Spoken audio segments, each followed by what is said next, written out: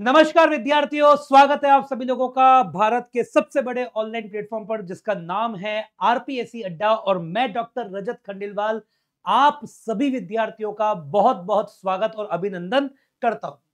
मैं बधाई देता हूं उन सभी विद्यार्थियों को जो ईएमआरएस अकाउंटेंट की परीक्षा कल ही देकर आए हैं और रिलैक्स हो चुके हैं। बस केवल कंफर्म करना है कि हमारे कितने प्रश्न सही है और कितने प्रश्न गलत है। तो सबसे पहले उन सभी बच्चों को बहुत बहुत बधाई जो बच्चे भी लाइव देख रहे हैं, जिन्होंने अकाउंटेंट का एग्जाम दिया है, जिन्होंने इस पेपर को दिया है, वो यहाँ पर इकट्ठा हुए हैं अपने आंसर्स को टैली करने के लिए।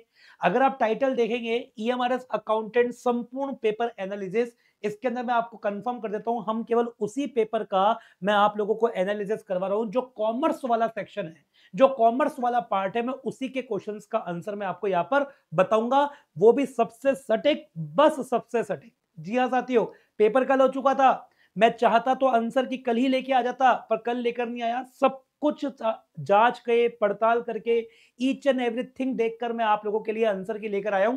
तो आप इस पे पूरा विश्वास कर सकते हैं। मैं आपको दावे के साथ कह सकता हूं जो आंसर की मैं अभी आपको यहां पर दूंगा वही आंसर की आपको वेबसाइट पर नजर आएगी। और एक बात और, जैसा कि आपको पता है इसी चैनल पे लाइव मैराथन ली गई थी ईएमआरएस अकाउंटेंट की एग्जाम से पहले, जिसमें मैंने खुद ने 3 घंटे का लेक्चर लिया था। जो क्वेश्चंस हम लोगों ने कराए हैं, जो क्वेश्चंस हम लोगों के एजुकेटर्स ने कवर किए हैं, उन्हीं कॉन्सेप्ट्स को लेकर पूरा का पूरा पेपर आपका ईएमआरएस अकाउंटेंट का आया है। तो जल्दी फटाफट से इस सेशन को ज्यादा से ज्यादा दोस्तों तक शेयर कर दो, व्हाट्सएप ग्रुप में शेयर कर दो, टेलीग्राम ग्रुप में शेयर कर दो। जो बच्चा आंसर की देखना चाहता है कॉमर्स वाले पेपर की, वो मैं आप लोगों को यहां पर विद सॉल्यूशन डिस्कस करके बताने जा रहा हूं। तो देखिएगा, इस सबसे पहले अगर हम देखें तो हम आपके सामने यहाँ पे कौन सा वाला पार्ट डिस्कस करने वाला हूं मैं, पार्ट 5 भाग 5, जिसमें अकाउंटेंसी के, एनुअल अकाउंट्स के, टैक्सेशन के, बजटिंग ऑडिटिंग के, फाइनेंशियल मैनेजमेंट के और जीईएम के जो क्वेश्चंस हैं वो मैं आप लोगों को यहां पर डिस्कस कराने जा रहा हूं। वो हम लोग यहां पर डिस्कस करेंगे। आई बात समझ में? जय हिंद, जय भारत, वंदे मातरम। तो अगर आप देखेंगे क्वेश्चन नंबर 91, सबसे पहला प्रश्न आपके सामने ये रहा। क्वेश्चन नंबर 91 मैं आपको बता रहा हूं। क्वेश्चन नंबर 91 जो है वो 91 आपका जीएसटी से रिलेटेड क्वेश्चन है। मैं यहाँ पर इस सेशन में मैं जो अभी क्वेश्चंस आपको कराऊंगा डिस्कस, वो अकाउंटेंसी के और साथ में हमारे एनुअल अकाउंट्स के जो क्वेश्चंस है वो मैं आपको यहाँ पे कराऊंगा। तो 91 वाला जो क्वेश्चन है वो अभी एक टीचर आएंगे जो जीएसटी से रिलेटेड है, वो आपको डिस्कस कराएंगे। हम बात करते हैं क्वेश्चन नंबर 92 की। तो अगर हम 92 पे आ जाएं तो 92 क्वेश्चन हमारा कौन सा क्वेश्चन है? 92 क्वेश्चन हमारा अकाउंटेंसी का क्वेश्चन है। क्वेश्चन अगर आप देखेंगे क्या लिखा हुआ है सुनना, एक आप कॉपी भी साथ में लेकर बैठ जाओ, क्योंकि मैंने इस पेपर की पीडीएफ लगाई है। तो जब मैं एक क्वेश्चन से दूसरे क्वेश्चन पर आऊंगा ना, तो बाय डिफॉल्ट मुझे ऊपर वाले को मिटाना पड़ेगा, ऐसा सिस्टम यहाँ पर हुआ हुआ है। ठीक है, तो मैं आशा करता हूँ एक तो क्वेश्चन आपको बहुत अच्छी तरीके से दिख रहा होगा। क्वेश्चन नंबर 92 अगर आप देखें, बहुत आराम से सॉल्व करेंगे, कोई जल्दीबाजी नहीं है मुझे, और बहुत डिटेल में मैं आपको इसके आंसर बताने वाला हूं। Goods costing 60,000, sold to Manish. अपने 60,000 रुपए का माल मनीष को बेचा, वो भी 25% प्रॉफिट पर। कितने प्रतिशत प्रॉफिट पर? 25% प्रॉफिट पर हमने मनीष को माल बेचा। उसके बाद में ऑन सेल, मतलब ये जो 25% प्रॉफिट है ये ऑन सेल है। इसमें आपको लेस करना है ट्रेड डिस्काउंट 5% का, ट्रेड डिस्काउंट 5% का अपने को इसमें लेस करना होगा। आपको पूछा जा रहा है कि बताइए साहब सेल की राशि क्या होगी। सेल आप लोगों से पूछा जा रहा है। बोलो क्या पूछा जा रहा है? सेल आप लोगों से पूछा जा रहा है। तो मैं आप लोगों को इस क्वेश्चन को सॉल्व करके बता रहा हूं। क्वेश्चन नंबर 92 आपके सामने ये रहा। तो देखो, अगर अपन 92 नंबर का क्वेश्चन देखें, आप आराम से मेरे साथ साथ में लिख लीजिए इस क्वेश्चन को के आंसर को। 92 में अगर आप देखेंगे तो गुड्स कितने की कॉस्टिंग का है? 60,000 रुपए की कॉस्टिंग का तो माल है, मतलब 60,000 रुपीज तो गुड्स की क्या थी?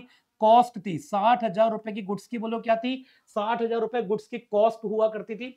उसके बाद में अपने मनीष को बेचा 25% प्रॉफिट ऑन सेल। ठीक है, मतलब आपके सामने यहाँ पे गिवन है 25% जो प्रॉफिट है वो आपको ऑन सेल्स गिवन है। 25% प्रॉफिट आपको ऑन सेल्स गिवन है। उसके बाद अगर आप देखेंगे ट्रेड डिस्काउंट 5% है। अगर हम देखेंगे ट्रेड डिस्काउंट, बोलो कितना परसेंट है साहब? तो ट्रेड डिस्काउंट यहाँ पर आपको 5% का ट्रेड डिस्काउंट गिवन है। ठीक है, आप सभी लोग जानते हैं जो डिस्काउंट दिया जाता है ना, वो सेलिंग प्राइस पर दिया जाता है, कॉस्ट प्राइस पे तो दिया नहीं जाता। आप लोगों से क्वेश्चन में पूछा है कि सेल निकालो, आप लोगों से क्वेश्चन में बोलो क्या पूछा जा रहा है कि सेल निकालो। तो अब मैं आपको इसका सॉल्यूशन करके बता रहा हूं, सभी लोग ध्यान से देखना।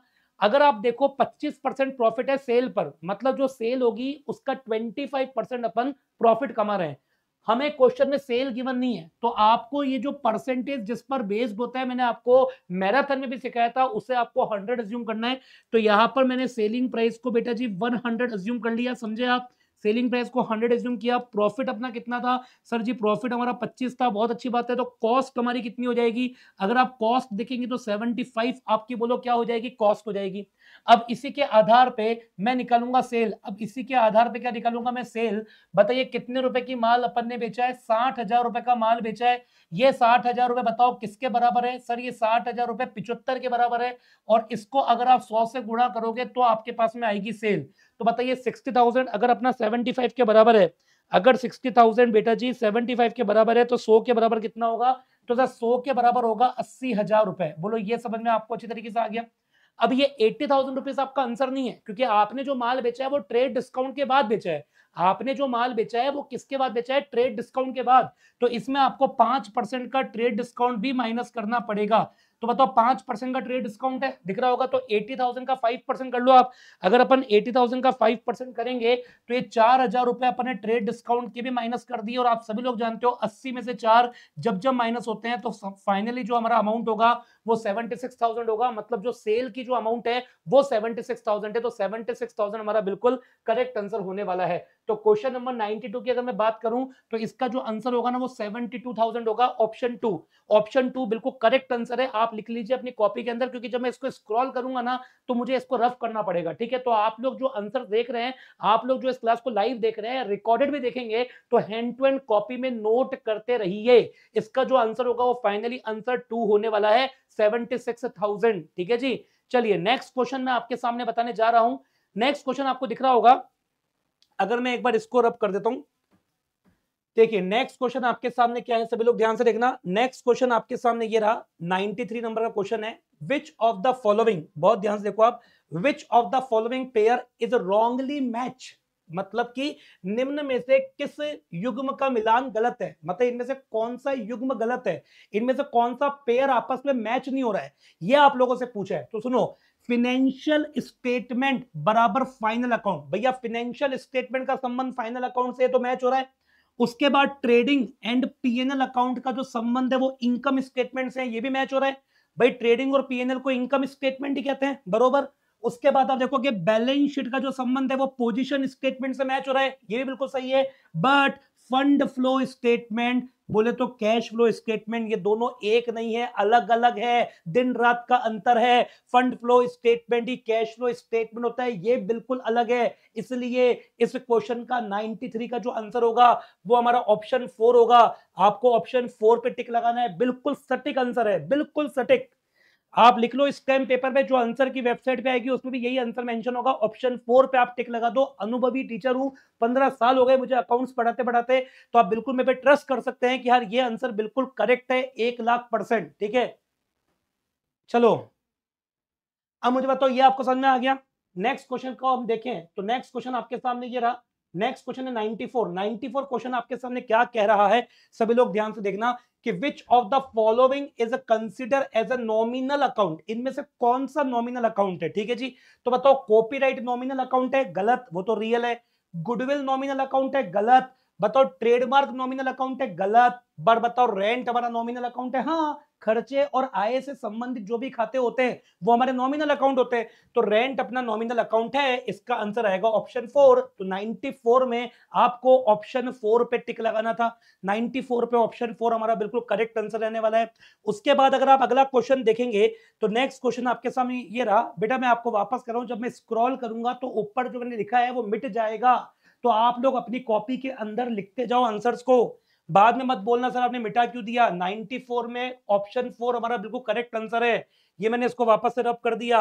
अब इसके बाद मैं इसको स्क्रॉल कर रहा हूं, अब आपको क्वेश्चन नंबर 95 देखो पूरा दिखेगा, दिख रहा है आपको। चलिए, the portion of the uncalled capital, the portion of the uncalled capital which can be called only at the time of winding of the company is known as.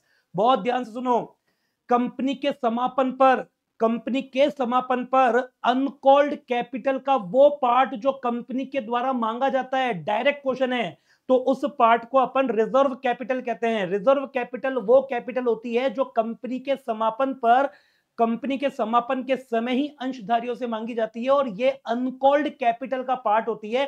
तो इसका जो करेक्ट आंसर होगा वो ऑप्शन 3 होगा। Option 3 पे आपको lock लगाना है संचित पूंजी। संचित पूंजी पर आप लगा दीजिए ताला। संचित पूंजी हमारा बिल्कुल करेक्ट आंसर है। इसके बाद अगला क्वेश्चन जो है, नेक्स्ट क्वेश्चन क्यों आ रहा हूं मैं, एक बार इसको रफ कर रहा हूं। क्वेश्चन नंबर 95 में थर्ड ऑप्शन हमारा बिल्कुल करेक्ट आंसर था। अब मैं नेक्स्ट क्वेश्चन की ओर आ रहा हूं जो कि आपको दिख रहा होगा क्वेश्चन नंबर 96। बहुत ही प्यारा सा जंबो सा क्वेश्चन है, बहुत ध्यान से समझने का प्रयास करना। क्वेश्चन नंबर 96 क्या कहता है मैं आपको समझाने की कोशिश कर रहा हूं। देख लीजिए, एक तो है हमारे अनिल जी, एक है हमारे बलदेव जी, दोनों पार्टनर है और दोनों का जो प्रॉफिट शेयरिंग रेशो है ना, दोनों का जो प्रॉफिट शेयरिंग रेशो है, अनिल और बलदेव फर्म के कितने पार्टनर है, दो। एक तो पार्टनर है अनिल, एक पार्टनर कौन है, बलदेव। दोनों का रेशो कितना है, 3:2। ठीक है। उसके बाद अनिल की कैपिटल आपको 60,000 गिवन है और बलदेव की कैपिटल आपको 30,000 गिवन है। ठीक है। वो भी before adjustment of revaluation loss 14,000 और जनरल रिजर्व 24,000। मतलब ये जो कैपिटल है ये बिफोर एडजस्टमेंट है, मतलब इसमें रिवैल्यूएशन के लॉस का एडजस्टमेंट होना बाकी है और जनरल रिजर्व का भी एडजस्टमेंट होना बाकी है। इन्होंने किसको एडमिशन दिया जी, इन्होंने चंद्रमणि को एडमिशन दिया, वो भी एज अ पार्टनर एडमिशन दिया, वो भी 1/5 शेयर के लिए एडमिशन दिया। और जो चंद्रमणि है वो अपने साथ में प्रपोर्शनेट कैपिटल लेकर आएगी, मतलब कि चंद्रमणि जो है वो अपने साथ में अनुपातिक पूंजी लेके आ रही है। पुराने साझेदार के आधार पे आप लोगों से पूछा है, बताइए साहब चंद्रमणि की कैपिटल कितनी होगी, चंद्रमणि की पूंजी आप लोगों से पूछी है। तो ठीक है साहब, इस क्वेश्चन को मैं आप लोगों को हल करके बताता हूं, इस क्वेश्चन को मैं आपको सॉल्व करके बता रहा हूं। सभी लोग ध्यान से देखना, क्वेश्चन नंबर 96 है। तो यहां पर मेरे साथ साथ इस क्वेश्चन नंबर 96 का सॉल्यूशन सीखो कैसे होगा। देखो साहब, क्वेश्चन नंबर 96 में कौन कौन पार्टनर है, अनिल और बलदेव। तो मैंने यहाँ पे लिख दिया, एक तो अनिल है और एक बलदेव है। उसके बाद देखो आपका प्रॉफिट शेयरिंग रेशो 3:2 है, तो यहां मैंने प्रॉफिट शेयरिंग रेशो 3:2 लिख दिया। उसके बाद अपने चंद्रमणि को एडमिशन दिया 1/5 के लिए। तो जो चंद्रमणि है वो बताओ कितने के लिए आई, चंद्रमणि 1/5 के लिए आई। बहुत बढ़िया बात, 1/5 के लिए आई। उसके बाद में अगर आप देखेंगे तो आपको अनिल की कैपिटल गिवन है, अनिल की कितनी है 60,000 और बलदेव की 30,000 है। ठीक है। तो यहां पर मैं मिस्टर अनिल है ना, अनिल, इसकी कैपिटल लिख रहा हूं। मिस्टर अनिल की बोलो क्या लिख रहा हूं मैं, कैपिटल। मिस्टर अनिल की कैपिटल कितनी है जी, 60,000। ओके। और उसके बाद मिस्टर बलदेव की जो कैपिटल है, मिस्टर बलदेव की जो कैपिटल है वो, मिस्टर बलदेव की कैपिटल बोलो कितनी है जी, 30,000 रुपए। मिस्टर बलदेव की कैपिटल 30,000 रुपए है। उसके बाद अगर आप देखेंगे बलदेव की कैपिटल हो गई, फिर रीवैल्यूएशन का लॉस आपको 14,000 रुपए गिवन है। तो यहीं पर मैं उतार रहा हूं कि जो रीवैल्यूएशन का लॉस है वो आपको 14,000 रुपीज का रीवैल्यूएशन का लॉस गिवन है। उसके बाद जनरल रिजर्व आपको 24,000 गिवन है। तो ये जो जनरल रिजर्व है बेटा, ये अपना जनरल रिजर्व 24,000 रुपीज का जनरल रिजर्व हो चुका है। बस क्वेश्चन हमारा कंप्लीट होता है। हमको निकालनी है कैपिटल। बोलो क्या निकालनी है जी, कैपिटल निकालनी है। चलो एक काम करते हैं, इस क्वेश्चन को मैं आपको सॉल्व करके बता रहा हूं, सॉल्यूशन करके बता रहा हूं। सबसे पहले हम निकालेंगे combined adjusted capital of old partner. मैं लिखूंगा combined adjusted capital of, combined adjusted capital of, combined adjusted capital of, combined adjusted capital of old partners, combined adjusted capital of old partners. हमको ओल्ड पार्टनर्स की combined adjusted बोलो क्या निकालनी है जी, combined adjusted capital अपने को old partners की निकालनी है। निकाले, ठीक है। चलो सबसे पहले आप देखो इसकी कैपिटल ए की बताओ कितनी है। सर ए की कैपिटल तो आप 60,000 पकड़ लो। उसके बाद बलदेव की कैपिटल कितनी है, सब बलदेव की कैपिटल आप 30,000 रुपए पकड़ लो। उसके बाद में रीवैल्यूएशन का लॉस कितना है, सर लॉस 14,000 रुपए का है। इससे पक्की बात है इनकी कैपिटल कम हो जाएगी। उसके बाद जनरल रिजर्व कितना है, सर जनरल रिजर्व 24,000 रुपए का है। पक्की बात है इनकी कैपिटल बढ़ जाएगी। तो ये हमारी आ जाएगी एडजस्टेड कैपिटल। अब बताओ 60,000 प्लस करेंगे अपन बोलो 30,000, ये हो गए 90,000, माइनस करेंगे अपन 14,000 और प्लस करेंगे अपन 24,000। तो ये हमारे पास में बेटा जी कितने लाख रुपए की एडजस्टेड कैपिटल आ गई, सर ये 1 लाख रुपए की एडजस्टेड कैपिटल आ गई। बोलो समझ में आ गया। उसके बाद अब मैं निकालूंगा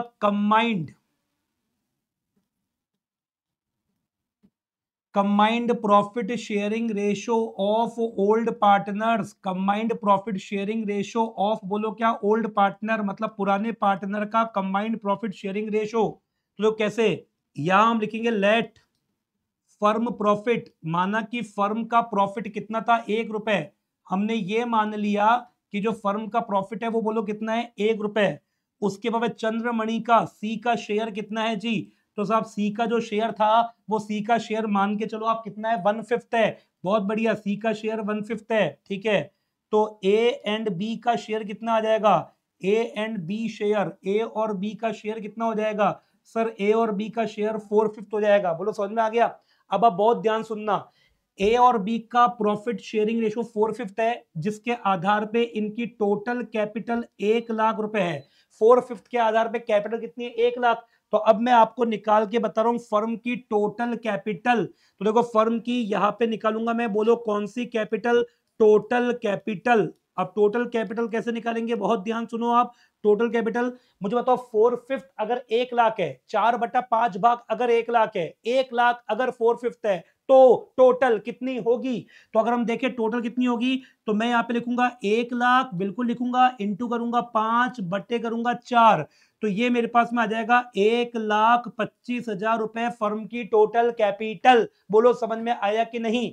अब मुझे एक बात बताओ, अब अपने को निकालना है चंद्रमणि, चंद्रमणि का शेयर अपने को निकालना है। तो अपने काम करते हैं, यहां लिखूंगा सी, चंद्रमणि का सी इज कैपिटल, मतलब मैं सी की बोलो क्या निकालना चाह रहा हूं, कैपिटल, ठीक है। बोलो टोटल कैपिटल कितनी है सर, टोटल कैपिटल 1,25,000 है, इसमें सी का हिस्सा 1/5 भाग है, तो अपने पास में सी की कैपिटल 25,000 आएगी। तो ये 25,000 हमारी सी की बोलो क्या हो गई, कैपिटल। तो इसका हमारा जो करेक्ट आंसर होगा वो होगा ऑप्शन नंबर 4। भाई और बहनों, ऑप्शन नंबर 4 पे टिक लगा दो, सबसे सटीक, बस सबसे सटीक, ये बिल्कुल सटीक है। एक्सप्लेनेशन के साथ मैं आपको उत्तर बता रहा हूं, विश्वास रखो जो वेबसाइट पे आंसर की आएगी वो यही होगी, इसके अलावा कुछ नहीं होगा। तो 25,000 रुपए पे आप लगा दीजिए टिक। 96 क्वेश्चन भी हमारा होता है पूरा समाप्त।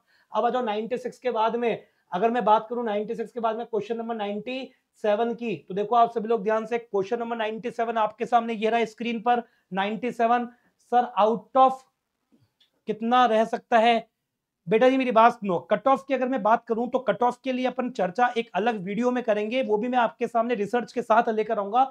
हम बिना साक्ष्यों के कभी बात नहीं करते। अभी फिलहाल हम आंसर की और डिस्कस करते हैं। आंसर की आप देखिए प्लीज ध्यान से, विच of the following is not an accounting equation. Guys आपसे पूछा है इनमें से कौन अकाउंटिंग इक्वेशन नहीं है, कौन अकाउंटिंग इक्वेशन नहीं है। तो सुनो, सबसे पहले मैं आपको बता दूं अकाउंटिंग इक्वेशन होती क्या है। तो देखो अकाउंटिंग इक्वेशन होती है असेट बराबर लाइबिलिटी प्लस कैपिटल, मतलब असेट का योग किसके बराबर होगा, लाइबिलिटी और कैपिटल के बराबर होगा। आपसे पूछा कौन नहीं है, देख लेते हैं। बताओ क्या लाइबिलिटी असेट में से कैपिटल माइनस करके आती है क्या, बोलो आती है क्या, 100% आती है। तो ये तो बिल्कुल सही है। क्या असेट हमारी लाइबिलिटी में से कैपिटल माइनस करके आती है क्या, नहीं, असेट कभी भी लाइबिलिटी में से कैपिटल माइनस करके नहीं आती, ठीक है। तो बेटा ये मुझे सही लग रहा है। उसके बाद असेट में से लाइबिलिटी माइनस करेंगे कैपिटल आ सकती है, असेट बराबर लाइबिलिटी प्लस कैपिटल हो सकती है। ऑप्शन 2 इसका 1 करोड़% बिल्कुल सही उत्तर है। ऑप्शन 2 पे आप लगाएंगे ताला। ऑप्शन 2, ऑप्शन 2 97 का ऑप्शन 2 हमारा बिल्कुल करेक्ट आंसर है। ऑप्शन 2 पे आप लॉक लगा दीजिए। अब इसके बाद में मैंने जो लिखा उसको मैं रफ कर रहा हूं, आप लोग भी साथ के साथ आंसर की बनाते रहिए। वो रफ मैं इसलिए कर रहा हूं क्योंकि जब मैं इसको स्क्रॉल करता हूं ना, तो ऑटोमेटिकली चीजें क्या हो जाती है, गायब हो जाती है। तो आ जाइए क्वेश्चन नंबर 98 पे आ चुके हैं रजत सर। अब देखो क्वेश्चन 98 क्या कहता है, journal entry is not made for which of the following. बहुत प्यारा क्वेश्चन है कि इनमें से ऐसे कौन से ट्रांजैक्शन हैं जिसकी जर्नल एंट्री नहीं की जाती है। तो बेटा जी देखो, रिबेट की एंट्री तो होती है, कमीशन की एंट्री भी होती है, कैश डिस्काउंट की एंट्री भी होती है, बट ट्रेड डिस्काउंट की एंट्री नहीं होती, व्यापारिक बट्टे की एंट्री नहीं होती। तो ट्रेड डिस्काउंट हमारा बिल्कुल करेक्ट आंसर होगा। आपको ट्रेड डिस्काउंट पर लगाना होगा टिक। तो हम यहाँ पे लिख रहे हैं ट्रेड डिस्काउंट ऑप्शन 3, ऑप्शन 3 पे आप टिक लगा दीजिए। ऑप्शन 3 हमारा बिल्कुल सही आंसर है। ट्रेड डिस्काउंट को कभी भी पुस्तकों में दर्ज नहीं किया जाता है, ट्रेड डिस्काउंट को केवल और केवल इनवॉइस में एडजस्ट करके दिखाया जाता है। इसका करेक्ट आंसर ट्रेड डिस्काउंट होगा। अब मैं इसको वापस से यहाँ पे क्या कर रहा हूं, रफ कर रहा हूं। अब इस क्वेश्चन को मैं और आगे बढ़ा रहा हूं। सभी लोग देखो क्वेश्चन नंबर 99 क्या कहता है आप लोगों को, सभी लोग ध्यान से देखना, ठीक है जी। 99 पे आ जाओ। In absence of partnership deed मतलब साझेदारी संलेख शांत है, ठीक है। पार्टनर्स आर एंटाइटल टू, तो बताओ जब पार्टनरशिप डीड साइलेंट होती है तो साझेदारों को क्या दिया जाता है? तो profit sharing in the ratio of capital गलत, सैलरी गलत, कमीशन गलत, तो क्या दिया जाएगा? Interest on loan and advance. मतलब किसी पार्टनर ने फर्म को अगर लोन दिया या फर्म को अगर एडवांस दिया तो फर्म के द्वारा उस पार्टनर को साझेदारी संलेख शांत होने के बाद भी 6% वार्षिक ब्याज दिया जाता है। तो इसका करेक्ट आंसर होगा ऑप्शन 4। तो आपको टिक लगाना है ऑप्शन 4 पे। बोलो समझ में आया कि नहीं आया? ये सारे है ना जो क्वेश्चंस है वो मैंने हमारी मैराथन में कराए थे। आप चाहे तो हमारी मैराथन को खोलकर देख सकते हैं, क्योंकि प्रत्यक्ष को हमेशा ध्यान रखिएगा, प्रमाणों की आवश्यकता कभी नहीं पड़ती है। चलिए अगला क्वेश्चन आपके सामने, क्वेश्चन नंबर 100। क्वेश्चन नंबर 100 तो हमारा जैम का है। जैम वाले क्वेश्चन का सॉल्यूशन कौन कराएगा? गुरुजी कराएंगे, ठीक है। एक बार जो आप देखो हो गए ना कंफ्यूज, ये क्या मुझे मिटाना था। हाँ, क्वेश्चन नंबर 100 का जो आपके सामने आंसर लेके आएंगे वो हमारे चेतन सर लेकर आएंगे, वो आपको पूरा कंफर्म कर देंगे, ठीक है। चलिए अगला क्वेश्चन आपके सामने ये रहा मेरे बच्चों, 101 क्वेश्चन नंबर 101 101 क्या कहता है? सुनना बहुत ध्यान से, एडवांस, बहुत ध्यान से सुनो जी। Advance amount receive from customer is not consider as sale. मतलब हमको कस्टमर से एडवांस अमाउंट मिला है ना, हमें कस्टमर को माल डिलीवर करना था, हमने माल डिलीवर नहीं किया, हमें एडवांस मिल गया है, हमने उससे एडवांस ले लिया है। क्या ले लिया है जी? एडवांस ले लिया है, पर हमने माल डिलीवर नहीं किया। It is based on which concept, है ना। मतलब हमने कस्टमर से माल ले ली, हमने कस्टमर से एडवांस ले लिया बट उसको माल नहीं दिया, पर हमने उसको सेल नहीं मानी। Advance amount receive from customer is not considered sale. हमने कस्टमर से एडवांस ले लिया है, ठीक है, अभी तक माल डिलीवर नहीं किया, अभी तक बोलो क्या डिलीवर नहीं किया? माल डिलीवर नहीं किया, इस कारण से हमने उसको सेल नहीं मानी। तो हम किस अवधारणा का पालन कर रहे हैं, हम किस अवधारणा को फॉलो कर रहे हैं? तो सुनो, वैसे तो माना जाए ये क्वेश्चन में ऑप्शंस जो है वो 100% गलत है मेरे अकॉर्डिंग, 100% गलत है मेरे अकॉर्डिंग। आई बात समझ में? क्वेश्चन ठीक से पढ़ो, ठीक से तो पढ़ रहा हूं Prateek ji. Advance amount receive from customer, customer से अपन ने एडवांस अमाउंट ले लिया पर उसको माल डिलीवर नहीं किया। आई बात समझ में? कस्टमर से अपन ने एडवांस अमाउंट ले लिया पर अपन उसको क्या नहीं, अगर ट्रेड डिस्काउंट की जर्नल एंट्री होती है ना, आई बात समझ में, और कैश की नहीं होती, तो बेटा एक बार आप जाके ना अपना थोड़ा सा बेसिक का इलाज कराओ जाके किसी अच्छे टीचर से, बेसिक कॉन्सेप्ट्स की दवाइयां लो आप। आई बात समझ में? ट्रेड डिस्काउंट की अगर आप एंट्री करने बैठ गए तो बन गए ईएमआरएस अकाउंटेंट। थोड़ा सोच समझ के बोलिए आप कमेंट करते वक्त। हाँ, advance amount receive from customer, अपन ने कस्टमर से एडवांस अमाउंट ले लिया पर अपन ने उसको सेल नहीं माना। क्या नहीं माना? सेल नहीं माना। तो हम किस अवधारणा की पालना कर रहे हैं? तो बेटा इस क्वेश्चन के अकॉर्डिंग ये चारों ऑप्शन गलत है, पहली बात तो ये। फिर भी मैं आपको आंसर बता देता हूं क्या बैठेगा। देखो बेटा, कंजर्वेटिव कंसेप्ट तो बैठता नहीं है। कंजर्वेटिव कंसेप्ट क्या सिखाता है? कंजर्वेटिव कंसेप्ट ये सिखाता है कि भविष्य में होने वाली हानियों के प्रति आयोजन करें। भविष्य में होने वाली हानियों के प्रति क्या किया जाए? आयोजन किया जाए। क्या किया जाए? आयोजन। लाभों के प्रति नहीं किया जाए। आई बात समझ में? लाभों के प्रति नहीं किया जाए। तो कंजर्वेटिव कंसेप्ट बैठता नहीं है। कंसिस्टेंसी बोलता है कि आपने जिस अकाउंटिंग पॉलिसी को एक बार फॉलो कर लिया उसे कंसिस्टेंटली आपको बार बार फॉलो करना है, उसको आपको कंसिस्टेंटली बार बार फॉलो करना है। ये बताओ हमें कौन बोलता है? ये हमको बोलता है साहब, ये हमको बोलता है कंसिस्टेंसी कॉन्सेप्ट, ठीक है। फिर आ जाओ मनी मेजरमेंट कॉन्सेप्ट क्या बोलता है? मनी मेजरमेंट कॉन्सेप्ट ये बोलता है कि हमको अकाउंटिंग के अंदर उन ट्रांजैक्शंस और इवेंट को रिकॉर्ड करना चाहिए जो मनी में मेजरेबल हो, जिसको मनी में मेजर किया जा सकता है। तो ये बात भी नहीं बोल रहा है मनी मेजरमेंट। अब बच्चा अक्रूवल, आई बात समझ में? तो यहाँ पे कई आंसर्स मैंने देखे, हो सकता है कि आंसर की आएगी तो उसमें ऑप्शन 3 पे टिक लगेगा, ऑप्शन 3 पे आएगा। वैसे तो इसका आंसर आना चाहिए रियलाइजेशन कॉन्सेप्ट।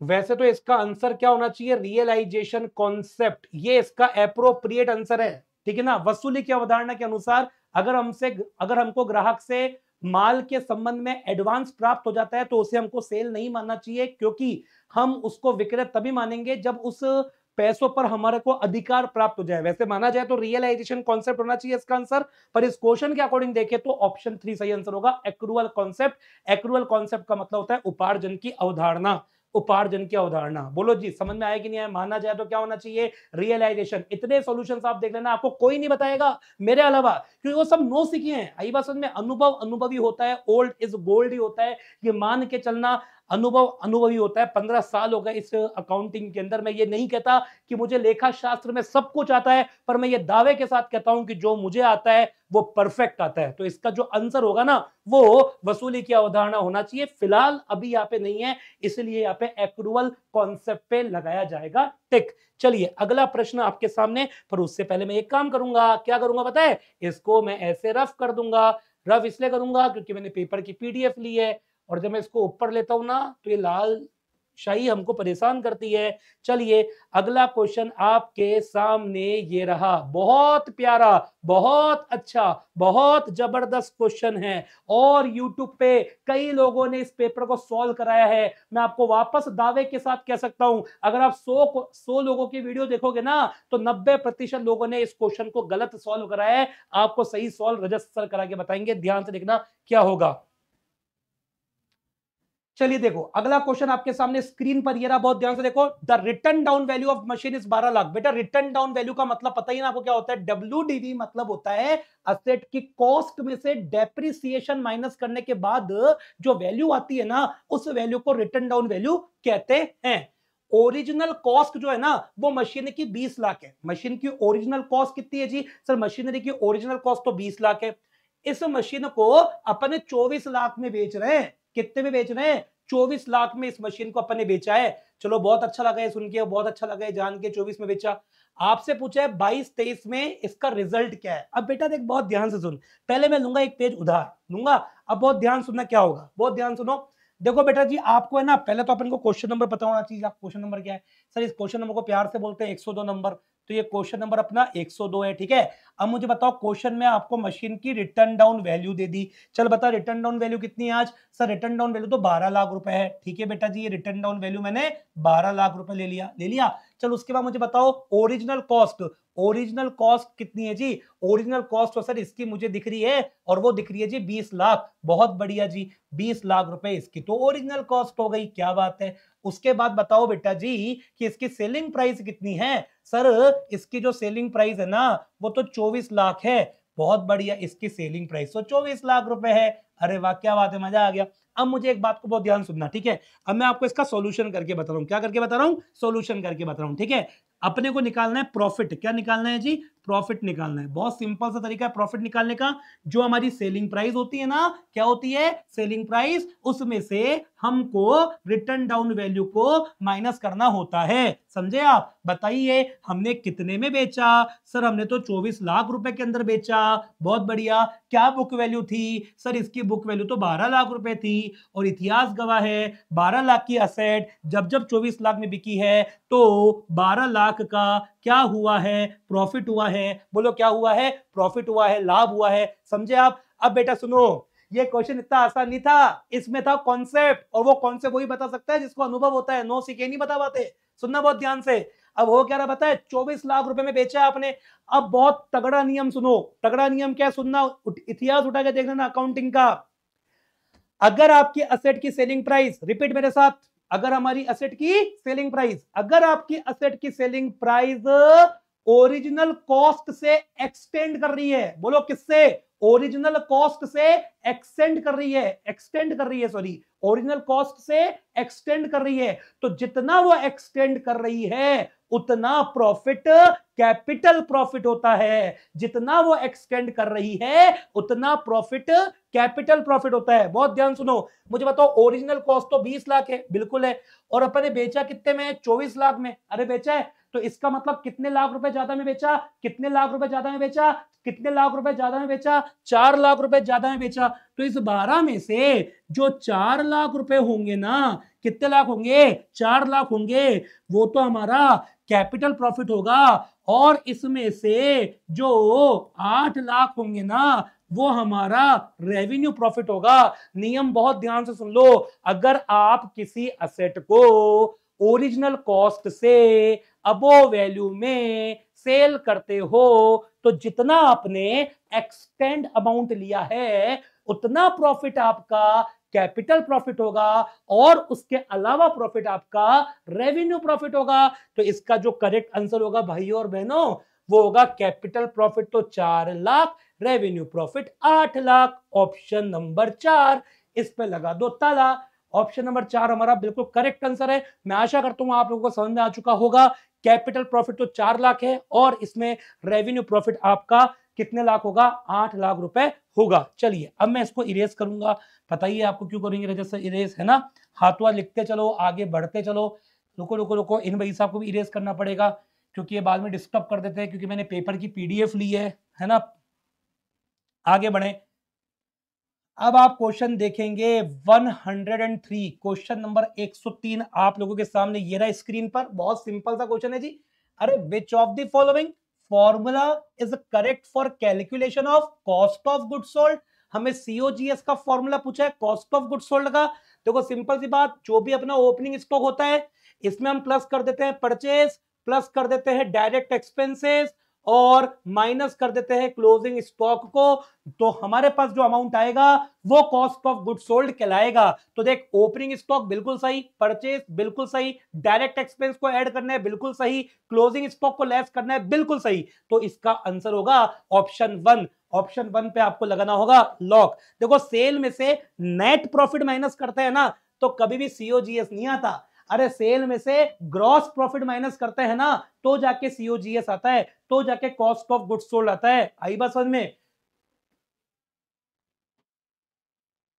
चलिए उसके बाद मेरी बात को क्या बोल रहा हूं मैं सर, वैसे ही एक क्वेश्चन पूछ रहा हूं कि अगर 19 लाख में सेल होती तो क्या होता? अगर 19 लाख में सेल होती तो क्या होता है? ऐसा 19 लाख के अंदर सेल होती तो पूरा जो प्रॉफिट होता ना बेटा रितु, पूरा जो प्रॉफिट होता वो रेवेन्यू प्रॉफिट होता। ठीक है, पूरा जो प्रॉफिट होता वो रेवेन्यू होता। आप वो कॉस्ट से ऊपर वैल्यू में बेच रहे हो तो जो एक्सेस वैल्यू आपने ली है ना, एक्सटेंडेड वैल्यू, वो हमारी कैपिटल प्रॉफिट होगी। आ जाओ, ओपनिंग स्टॉक में परचेज प्लस करेंगे डायरेक्ट एक्सपेंस, ओ प्लस कर रहा है क्लोजिंग स्टॉक 1 करोड़ %, गलत आंसर। परचेज में डायरेक्ट एक्सपेंस जोड़ दो, ओ 1%, 1 लाख %, गलत आंसर। इसका जो करेक्ट आंसर होगा वो होगा ऑप्शन 1। तो ऑप्शन 1 पे आपको लगाना होगा लॉक। सर असेट सेल से तो कैपिटल प्रॉफिट होता है। बेटा गलत बोल रहा है तू।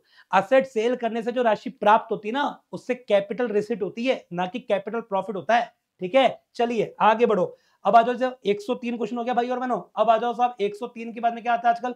104। 104 इनकम टैक्स का, ये तो मैं बताऊंगा ही नहीं, ये हमारे टैक्स वाले सर आपको आके बताएंगे। रजत सर तो केवल अकाउंट्स के क्वेश्चन ही बताने वाले हैं। अब आ जाओ 105वां क्वेश्चन। 105वां क्वेश्चन ये रहा आपके सामने स्क्रीन पर, सभी अच्छे देखेंगे। The depreciation of asset is computed on, depreciation किस पर लगाया जाता है? मैंने ये क्वेश्चन एडजेक्टिव मेरी मैराथन के अंदर कराया था। मेरी मैराथन में मैंने ये एडजेक्टिव क्वेश्चन कराया था कि वैसे तो डेप्रिसिएशन ओरिजिनल कॉस्ट पे भी लगता है और डेप्रिसिएशन असेट की बुक वैल्यू पे भी लगता है, but if a question silent so in that case depreciation हमेशा किस पर लगेगा? बुक वैल्यू पर। 105 पे आंसर होगा 1, बुक वैल्यू इसका बिल्कुल करेक्ट आंसर है। बुक वैल्यू पे लगा दीजिएगा लॉक। अब मैं इसको वापस से करूंगा इरेज क्योंकि मुझे क्वेश्चन आगे बढ़ाना है। अगला क्वेश्चन देखेंगे आप, क्वेश्चन नंबर 106 क्या दे रखा है, ध्यान से देखना।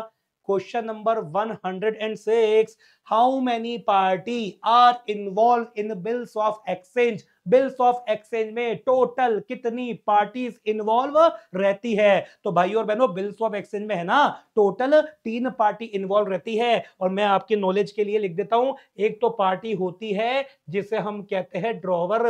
क्या कहते हैं जी? ड्रॉवर। और दूसरी जो पार्टी होती है ना उससे हम कहते हैं जी ड्रॉवी। बोलो क्या कहते हैं? ड्रॉवी। और तीसरी जो पार्टी होती है ना उसे हम कहते हैं पेई। बोलो क्या कहते हैं जी? पेई। तो इसका जो करेक्ट आंसर होगा वो ऑप्शन 3 होगा। ऑप्शन 3 पे आपको लॉक लगाना है। ड्रॉवर वह व्यक्ति होता है जो बिल को लिखता है, ड्रॉवी वह व्यक्ति होता है जो बिल को एक्सेप्ट करता है, और पेई वो व्यक्ति होता है जो बिल का भुगतान प्राप्त करता है। और कई केस में ड्रॉवर और पेई एक व्यक्ति हो सकते हैं और कई ऐसे केस भी होते हैं जिसमें ड्रॉवर और पेई अलग अलग व्यक्ति भी हो सकते हैं। बोलो समझ में आया क्या? चलो अगला क्वेश्चन देखेंगे आप सभी लोग। अगर अपन अगला क्वेश्चन देखें तो उससे पहले अपने को इसको रफ करना पड़ता है।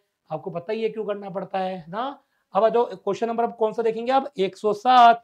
अब 107 तो हमारे इनकम, इसका जीएसटी का क्वेश्चन आ गया, टैक्स का क्वेश्चन आ गया, ये हमारे टैक्स वाले सर कराएंगे। अगला क्वेश्चन आपके सामने ये रहा 108, बहुत ही प्यारा, बहुत ही अच्छा, बहुत ही जबरदस्त क्वेश्चन आपके सामने। और ये क्वेश्चन मुझे कहीं ना कहीं इसका आंसर लगता है गलत मेरे ओपिनियन के अनुसार, फिर भी मैं आपको बता देता हूं क्या गलत लगेगा, सुनना।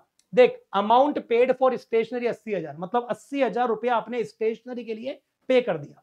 इट मीन आपने पे किसको किया होगा, क्रेडिटर को। फिर है ना, वो भी 22-23, मतलब आपका करंट ईयर कौन सा है, 22-23 है ना। Creditor for stationery on 31 March 23, मतलब 31 मार्च 23 के क्रेडिटर आपको 7,200 के गिवन है। फिर stationery spoiled during the year 22-23, spoiled का मतलब होता है खराब हो जाना, तो ये स्टेशनरी वैसे तो 2,400 रुपए की खराब हो गई। उसके बाद stock of stationery on 31 March 23, 31 March 23 का मतलब करंट ईयर का, करंट ईयर का स्टॉक आपको 8,000 रुपए गिवन है। करंट ईयर का स्टॉक कितना गिवन है, 8,000।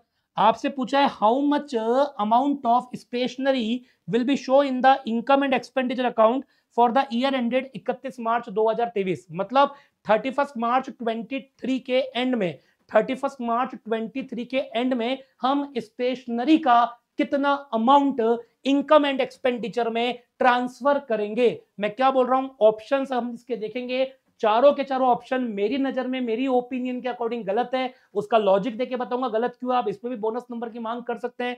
जो विद्यार्थी अपने हकों के लिए लड़ना जानते हैं वो इसमें बोनस अंकों की मांग कर सकते हैं। चलिए अब मैं आपको इसका सॉल्यूशन करके बता रहा हूं। इसका सॉल्यूशन क्या होगा, ये क्वेश्चन नंबर 108 है जी। चलिए सबसे पहले मैं यहाँ पे बनाऊंगा एक तो अकाउंट जिसका नाम है स्टॉक ऑफ स्टेशनरी अकाउंट। ये हो गया जी कौन सा account, stock of stationery account. ये मैंने स्टॉक ऑफ स्टेशनरी अकाउंट बनाया जी छोटा सा। उसके बाद जी मैं एक बनाऊंगा क्रेडिटर फॉर स्टेशनरी अकाउंट, एक मैं बनाऊंगा क्रेडिटर फॉर स्टेशनरी अकाउंट।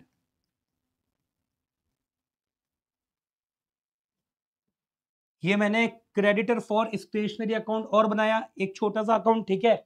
अब आप ध्यान से देखो, अपन ने स्टेशनरी का पेमेंट किया 80,000। अब तो पेमेंट अपन किसको करते हैं सर, 4 लाख रिजर्व में नहीं होगा क्या, रिजर्व बनेगा ना बेटा, कैपिटल प्रॉफिट से कैपिटल रिजर्व बनते हैं। हाँ, अब तो 80,000 रुपीज अपने स्टेशनरी का पेमेंट किया। अब अगर अपने 80,000 का पेमेंट किया तो किसे किया, हमने पेमेंट किया होगा हमारे क्रेडिटर को। तो जब अपन पेमेंट करते हैं ना तो क्रेडिटर से हमारी लाइबिलिटी कम होती है, तो कम होती है तो अपने को करना पड़ता है डेबिट। तो सुनो यहां पर मैं लिखूंगा टू कैश, यहां मैं लिख रहा हूं बेटा जी आज टू कैश, बोलो कितने हजार रुपए, 80,000 रुपए मैंने लिख दिए क्रेडिटर में। उसके बाद देखो ये हो गया काम खत्म।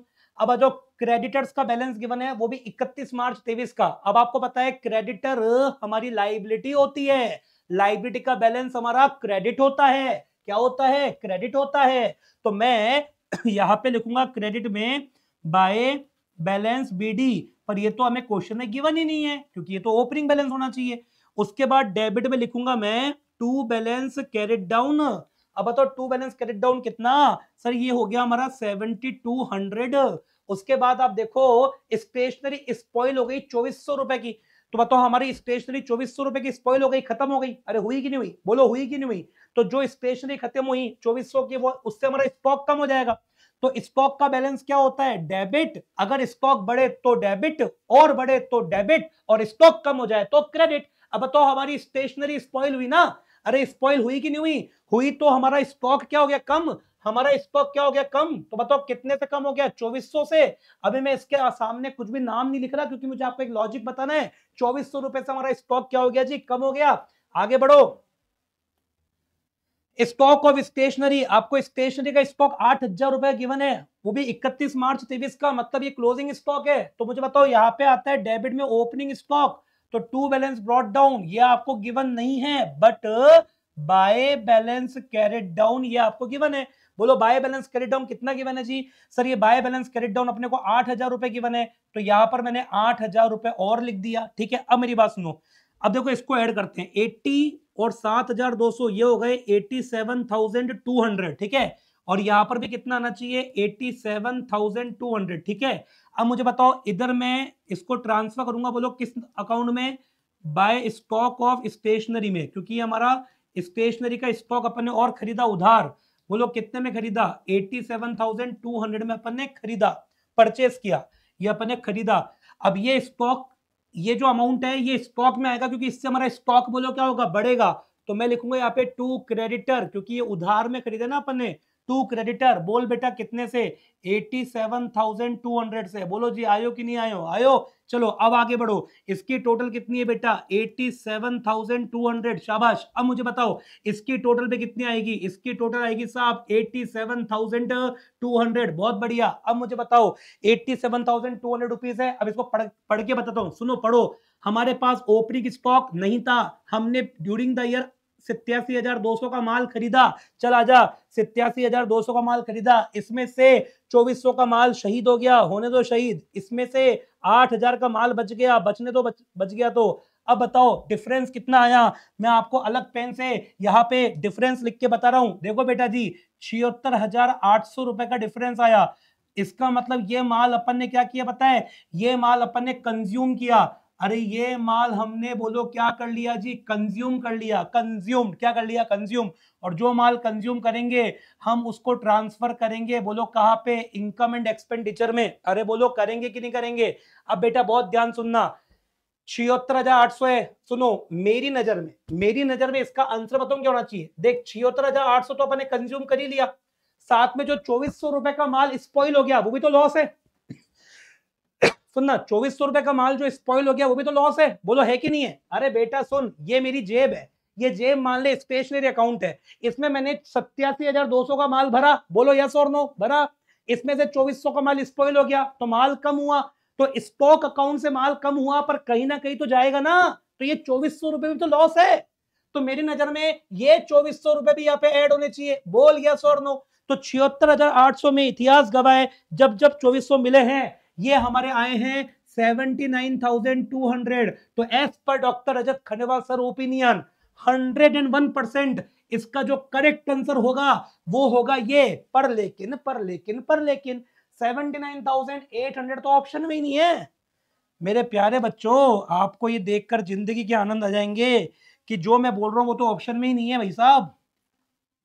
79,800 तो ऑप्शन में ही नहीं है। कहां पर नहीं है, देखो देखो देखो देखो देखो देखो देखो देखो देखो, ये रहा 79,200। मैं क्या बोल रहा हूं पता है, मैं बोल रहा हूं जी ये, क्या बोल रहा हूं जी, 79,800 ये हमारा आंसर होना चाहिए। होना चाहिए कि नहीं। हाँ अब देखो 79,800 अपनी आंखों से देखो, 72,000 है, 79,400 है, 76,800 है, 87,200 है, पर जो हम चाह रहे वो नहीं है, जो हम चाह रहे वो नहीं है। तो क्या है सर, तो बेटा ये है क्या, 76,800। अब आप देखो 76,800 है क्या, हाँ हाँ हाँ हाँ हाँ ये रहा। तो 76,800 है, इसलिए दिल पे पत्थर रखकर हमको 76,800 पे टिक लगाना पड़ेगा, 76,800 रुपए पे टिक लगाना पड़ेगा। हाँ अगर यहाँ पे इनमें से कोई नहीं होता और रजत सर अगर ईएमआरएस अकाउंटेंट का पेपर देके आते तो मैं इनमें से कोई नहीं पे टिक लगाता। इसलिए इस क्वेश्चन में जहां मैं बोल रहा हूं बोनस मिलेगा, आपको यहां पर वेट करना पड़ेगा हमारी ईएमआरएस अकाउंटेंट के आंसर की का। कोई आपको नहीं बता रहा है, आप यूट्यूब पे मेरे अलावा किसी का भी वीडियो उठाकर देख लो,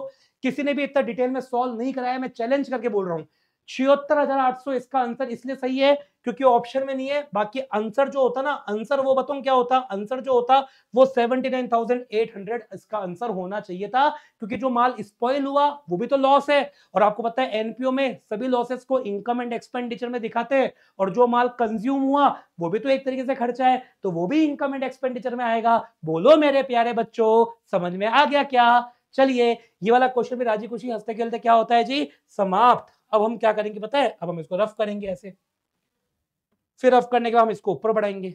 ऊपर बढ़ाएंगे तो एक क्वेश्चन और दिखेगा हमको, ये रहा क्वेश्चन नंबर 109। देखो ध्यान से क्या लिखा हुआ है क्वेश्चन नंबर 109 में, क्या लिखा है सुनना। देख opening stock 2 lakh, closing stock 2,20,000, purchase करी 14 लाख की, goods are sold at a profit of 30% on cost. अच्छा 30% ऑन कॉस्ट मतलब जो माल बेचा जा रहा है वो 30% ऑन कॉस्ट बेचा जा रहा है, ठीक है।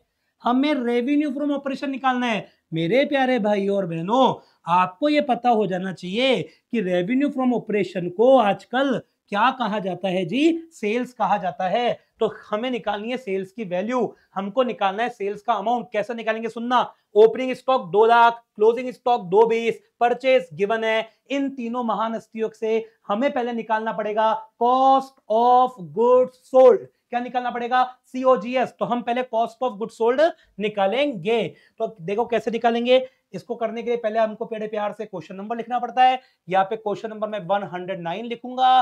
पहले मैं आपके सामने कॉस्ट ऑफ गुड्स सोल्ड निकाल के बताऊंगा। बोलो ओपनिंग स्टॉक कितना है? 2 लाख रुपए।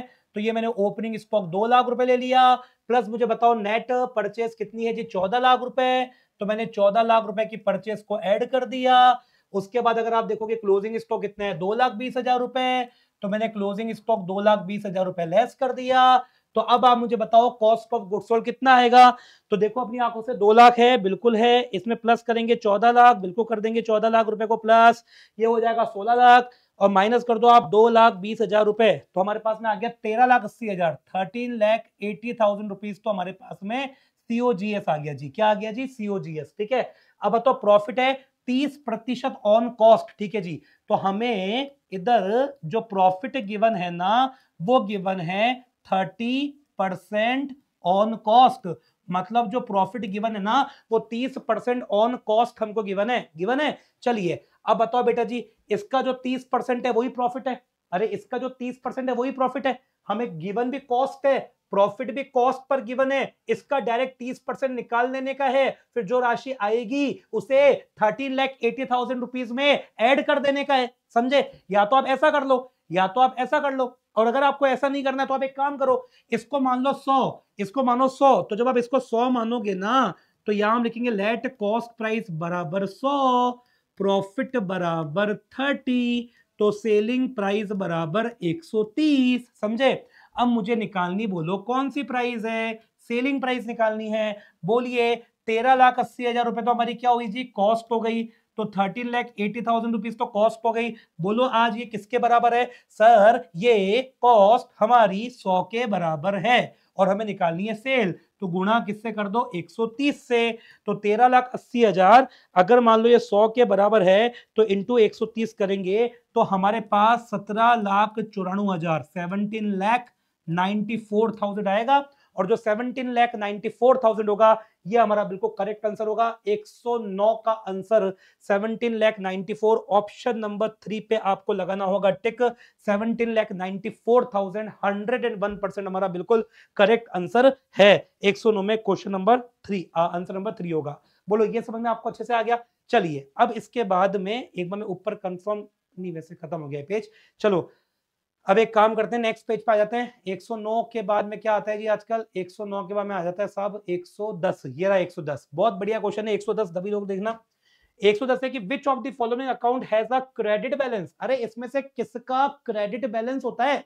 इनमें से किस अकाउंट का क्रेडिट बैलेंस होता है? तो सुनो, रिटर्न इनवर्ड को प्यार से बताऊं क्या बोलते हैं? सेल्स रिटर्न बोलते हैं। बोलते हैं। और आपको पता है सेल्स का बैलेंस होता है क्रेडिट, सेल्स का बैलेंस होता है क्रेडिट। तो सेल्स रिटर्न का बैलेंस क्या होगा?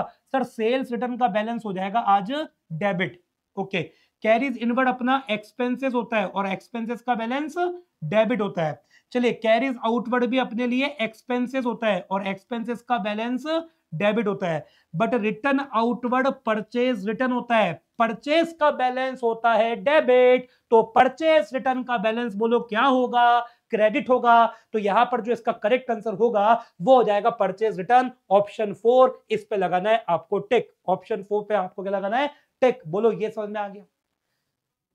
आंसर की नोट करते रहो, बनाते चलो, लिखते चलो। ठीक है। मैं अकाउंट से क्वेश्चन जैसे कंप्लीट कर दूंगा, दूसरे टीचर्स आपको आके इस पेपर के रिमेनिंग क्वेश्चंस आपको करा देंगे। सबसे ज्यादा क्वेश्चन किसके आए? अकाउंट्स के आए। चलिए अगला 111 जो मेरे को लग रहा है वो आपको लग रहा है जीएसटी का है, ये रजिस्टर नहीं कराएंगे। 112वां क्वेश्चन जैम का है, ये भी रजिस्टर नहीं कराएंगे। उसके बाद आ जाओ साहब 113वां क्वेश्चन, बहुत सिंपल सा है, चलो मैं बता देता हूं आपको। The liability of A sole proprietor, वैसे बिजनेस का क्वेश्चन है, सोल प्रोपराइटर की लाइबिलिटी क्या होती है? तो सोल प्रोपराइटर की जो लाइबिलिटी होती है ना, वो लाइबिलिटी होती है हमारी अनलिमिटेड। सोल प्रोपराइटर की liability decided by the sole proprietor, क्यों? इसकी पिताजी का नाम स्टूडेंट है, अनलिमिटेड होती है। सोल प्रोपराइटर की लायबिलिटी हमेशा क्या होती है? असीमित होती है, अनलिमिटेड होती है। वैसे बिजनेस वाले सर भी इसको अच्छी तरीके से करा देंगे। चलिए अगला प्रश्न आपके सामने स्क्रीन पर ये रहा। 113 के बाद में क्या आता है आजकल? 113 के बाद में आएगा 114, 114। अब बेटा ये मेरे को ऑडिट का क्वेश्चन दिख रहा है। 114वें नंबर का जो क्वेश्चन है वो किसका है? ऑडिट का। जो हमारे सर आएंगे ना वो आपको करा देंगे। 115वां क्वेश्चन हमारे अकाउंट्स का है यार, बिल्कुल लड्डू क्वेश्चन है ये तो। 115वां question, anticipation no profit and provide for all possible losses. मतलब जो एंटीसिपेटेड प्रॉफिट है उसके बारे में कुछ नहीं सोचना है, पर जो भविष्य में होने वाली हानियां हैं उसके बारे में हमको आयोजन बनाना है। ऐसी बात एकमात्र अवधारणा करती है जिस अवधारणा का नाम है कंजर्वेटिव कंसेप्ट, प्रूडेंस प्रिंसिपल, रूढ़िवादिता की अवधारणा। तो इसका जो आंसर होगा वो ऑप्शन 3 होगा। कंजर्वेटिव लिख दो आप, टिक लगा लो 115 पे ऑप्शन नंबर 3। बोलो जी समझ में आ गया? चलिए साहब अगला प्रश्न करने से पहले मैं इसको रफ कर देता हूं। इसको रफ कर रहा हूं, चलो आगे बढ़ो आगे बढ़ो आगे बढ़ो। ये रहा हमारा क्वेश्चन नंबर 116 आपके सामने स्क्रीन पर। ये रहा, बहुत ही प्यारा सा क्वेश्चन है, 116वां नंबर। चलो देखते हैं क्या कहता है ये भाई। Opening stock 17,000, purchase 61,400, direct expense 9,600, indirect expense 10,400, closing stock 18,000। क्या निकालना है जी? Cost of goods sold. आप सभी लोग जानते हैं कॉस्ट ऑफ गुड्स सोल्ड के लिए हमें ओपनिंग स्टॉक लेना होता है, प्लस करेंगे परचेज, प्लस करेंगे डायरेक्ट एक्सपेंस, माइनस करेंगे क्लोजिंग स्टॉक। समझे आप? तो मुझे बताओ ओपनिंग स्टॉक कितना है? सर ओपनिंग स्टॉक तो 17,000 है। चलो परचेज कितना है? सर ये हमारा 61,400 है। चलो डायरेक्ट एक्सपेंस कितने हैं? सर ये हमारे 9,600 है। इनडायरेक्ट एक्सपेंस कभी नहीं आते। क्लोजिंग स्टॉक कितना है? सर ये तो 18,000 है। हम इसको लेस कर देंगे। अब बताओ अमाउंट कितना आएगा? तो जोड़ लो, 17,000 आपको लेना है, ठीक है, प्लस 61,400 रुपए आपको लेना है, ठीक है, प्लस 9,600 भी लेना है, ठीक है, माइनस कर देंगे 18,000। तो ये हमारे पास में आता है 7070। बोलो क्या आता है? 70,000 रुपए आता है। तो इसका जो करेक्ट आंसर होगा बेटा वो 70,000 होगा। ऑप्शन 3 पे आपको टिक लगाना होगा। 70,000 बहुत ही सिंपल सा क्वेश्चन है। ओपनिंग स्टॉक, इसमें प्लस करेंगे परचेस, प्लस करेंगे डायरेक्ट एक्सपेंस और माइनस करेंगे क्लोजिंग स्टॉक। अब बेटा 80,400 किस एंगल से आ रहा है बेटा जी? आप देखो ना 17 में 61,400। देखो मेरी बात सुनो, मैं मैथ्स का टीचर नहीं हूं, कैलकुलेटर को यूज कर रहा हूं डंके की चोट पे, ठीक है। अब देख 17,000 क्या है बोल? ओपनिंग स्टॉक, ये मैंने बटन दबाया 17,000, उसके बाद में प्लस का बटन दबाएंगे। परचेस कितना है? 61,400, प्लस का बटन दबाया। डायरेक्ट एक्सपेंस 9,600, प्लस का बटन दबाया। क्लोजिंग स्टॉक 18,000 माइनस करूंगा, बेटा जी इतिहास गवाह है 70,000 ही आएगा। इनडायरेक्ट एक्सपेंसेस कभी भी कॉस्ट ऑफ गुड्स सोल्ड का पार्ट नहीं होते। Direct expenses cost of goods sold का पार्ट होते हैं, और जो डायरेक्ट एक्सपेंस होते हैं वो ट्रेडिंग अकाउंट में आते हैं, बट जो इनडायरेक्ट एक्सपेंस होते हैं वो only for profit and loss account के अंदर आते हैं। तो all indirect expenses not part in cost of goods sold, but while the calculating of COGS we must added opening stock, net purchase, direct expense, and we deducted closing stock, then will become the amount of cost of goods sold। बोलो समझ में आया? 70,000 बिल्कुल, 70,000 हमारा बिल्कुल correct answer है। अरे वाह मजा आ गया, तालियां बजाओ तालियां बजाओ तालियां बजाओ। दीपाली का सही हो गया, दीपाली का सही हो गया, तालियां बजाओ। चलिए अब 116 के बाद में क्या आता है आजकल? 116 के बाद में आता है जी 117। अरे 117 तो लड्डू क्वेश्चन है। 117 क्या बोल रहा है सुनना बहुत ध्यान से। 117 क्वेश्चन क्या बोल रहा है सुनो। If the amount of any non liability cannot be determine accurately. मतलब सुनना, नॉन लायबिलिटी का कोई अमाउंट, कोई नॉन लायबिलिटी है जिसका अमाउंट अपन एक्यूरेटली डिटरमाइन नहीं करते, उसके लिए बनता है प्रोविजन। और अगर कोई अननोन लायबिलिटी है, अगर उसका अमाउंट अपन एक्यूरेटली डिटरमाइन नहीं करते तो उसके लिए बनता है रिजर्व। ये नोन है कि अननोन? नोन। नोन लायबिलिटी के लिए प्रोविजन बनेगा, अननोन लायबिलिटी के लिए रिजर्व बनेगा। तो यहां आपको ऑप्शन 1 पे टिक लगाना है, प्रावधान रचित किया जाता है। ओके अगला प्रश्न देख बेटा। 117 में मैंने आंसर बता दिया, रफ करूंगा, कॉपी में लगा लिया होगा निशान आप लोगों ने। चलिए अब इसके बाद में हमें क्वेश्चन करना है। अब हमें क्वेश्चन किसका करना है जी? अब हमें क्वेश्चन करना है 118वां। काफी बच्चे इसमें गलत करके आएंगे। मैंने जिस महान बच्चे का पेपर लिया ना, जिसमें महान बच्चे का पेपर, ये अकाउंटेंट नहीं बनेगा, इसने सारे क्वेश्चन के आंसर गलत किए। चलिए अब सुनो बहुत ध्यान से, ऐसे क्वेश्चन को कैसे सोल्व करते हैं, सुनना। The profit is 50% on sale. अगर बेटा जी लाभ सेल का 50% है तो लागत का कितना प्रतिशत होगा? ठीक है। हाँ बेटा बिल्कुल होता है, बिल्कुल सही बात है, इस बात को मैं मानता हूं। मिस्टर आरके स्टडी के स्टूडियो में बैठकर पेपर को सॉल्व करवाना और एग्जामिनेशन हॉल में पेपर करना, दोनों में अंतर है। पर आप इस बात को भूल गए, मैं आपका अध्यापक हूं, आप मेरे टीचर हो। एज अ अध्यापक अगर मान लो आप मुझे आपके एग्जामिनेशन सेंटर में बैठाओगे, पेपर दिलवाओगे, तो अकाउंटेंसी जो मेरा सब्जेक्ट है उसके क्वेश्चन में उसी कॉन्फिडेंस से करूंगा जिस कॉन्फिडेंस से मैं स्टूडियो में खड़े रहकर आपको पेपर सॉल्व करा रहा हूं। और उसका मतलब ये नहीं है कि मेरे को कोई ब्रह्मा से मिला हुआ वरदान है। कोई भी अध्यापक इस दुनिया में अध्यापक बनता है ना, तो वो कहीं भी हिमालय पर्वत पे जाके कभी ये तपस्या नहीं करता है कि ओम कंसेप्ट भवा, ओम कंसेप्ट भवा, और एकदम से कोई ब्रह्म देवता प्रकट नहीं होते कि बता बस तुझे क्या चाहिए। और कभी कोई अध्यापक ये वरदान नहीं मांगता कि हे प्रभु मैं इस दुनिया में जो भी क्वेश्चन देखूं वो बिल्कुल सही हो जाए। ऐसा कभी नहीं होता। हमने मेहनत करी है पढ़ा पढ़ा के। हाँ सॉरी, बस ये सॉरी चाहिए था। ठीक है बेटा, इसलिए आप थोड़ा बोलने में सोचो। मेरी आपकी उम्र बहुत उम्र का अंतर है। मैं क्या बोल रहा हूं, मैं अकाउंट्स के क्वेश्चन सही कर लूंगा, पर मेरे को इनकम टैक्स में बैठाओगे फेल हो जाऊंगा। आई बात समझ में? अगर आप किसी हड्डियों के डॉक्टर से आंखों का इलाज कराओगे तो बेटा आंखें तो फूटेगी ना। तो मैं अकाउंट से क्वेश्चन सही कर सकता हूं, मैं कभी इनकम टैक्स नहीं कर सकता, जीएस नहीं कर सकता, पढ़ा सब है, पर मैं एक्सपर्ट किसका हूं? अकाउंट्स का हूं। चलिए टॉपिक खत्म, थोड़ा बहुत मनोरंजन चाहिए। हाँ जी, what is the percentage on cost. देखो अपन को परसेंटेज ऑन कॉस्ट निकालने कैसे निकालेंगे, सुन। 50% ऑन सेल है, हाँ है। तो एक काम कर ले तू, सेल को मान ले 100, मान लिया 100, चल। प्रॉफिट कितना है बता भाई, 50।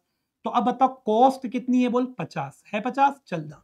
अब मेरी बात सुनना, अब मुझे है ना क्या करना है, इसका सोल्यूशन करना है सोल्यूशन। देखो बताओ, ये 50 रुपीज का प्रॉफिट अब तक किस पर था, सेल पे, मतलब 50 सेल पर था। अब मुझे 50 कॉस्ट पर लेना है, तो डिवाइड बाय क्या करेंगे, 50, और मल्टीप्लाई किससे करेंगे, 100 से। तो इसका जो करेक्ट आंसर होगा वो हमारा 100% होगा।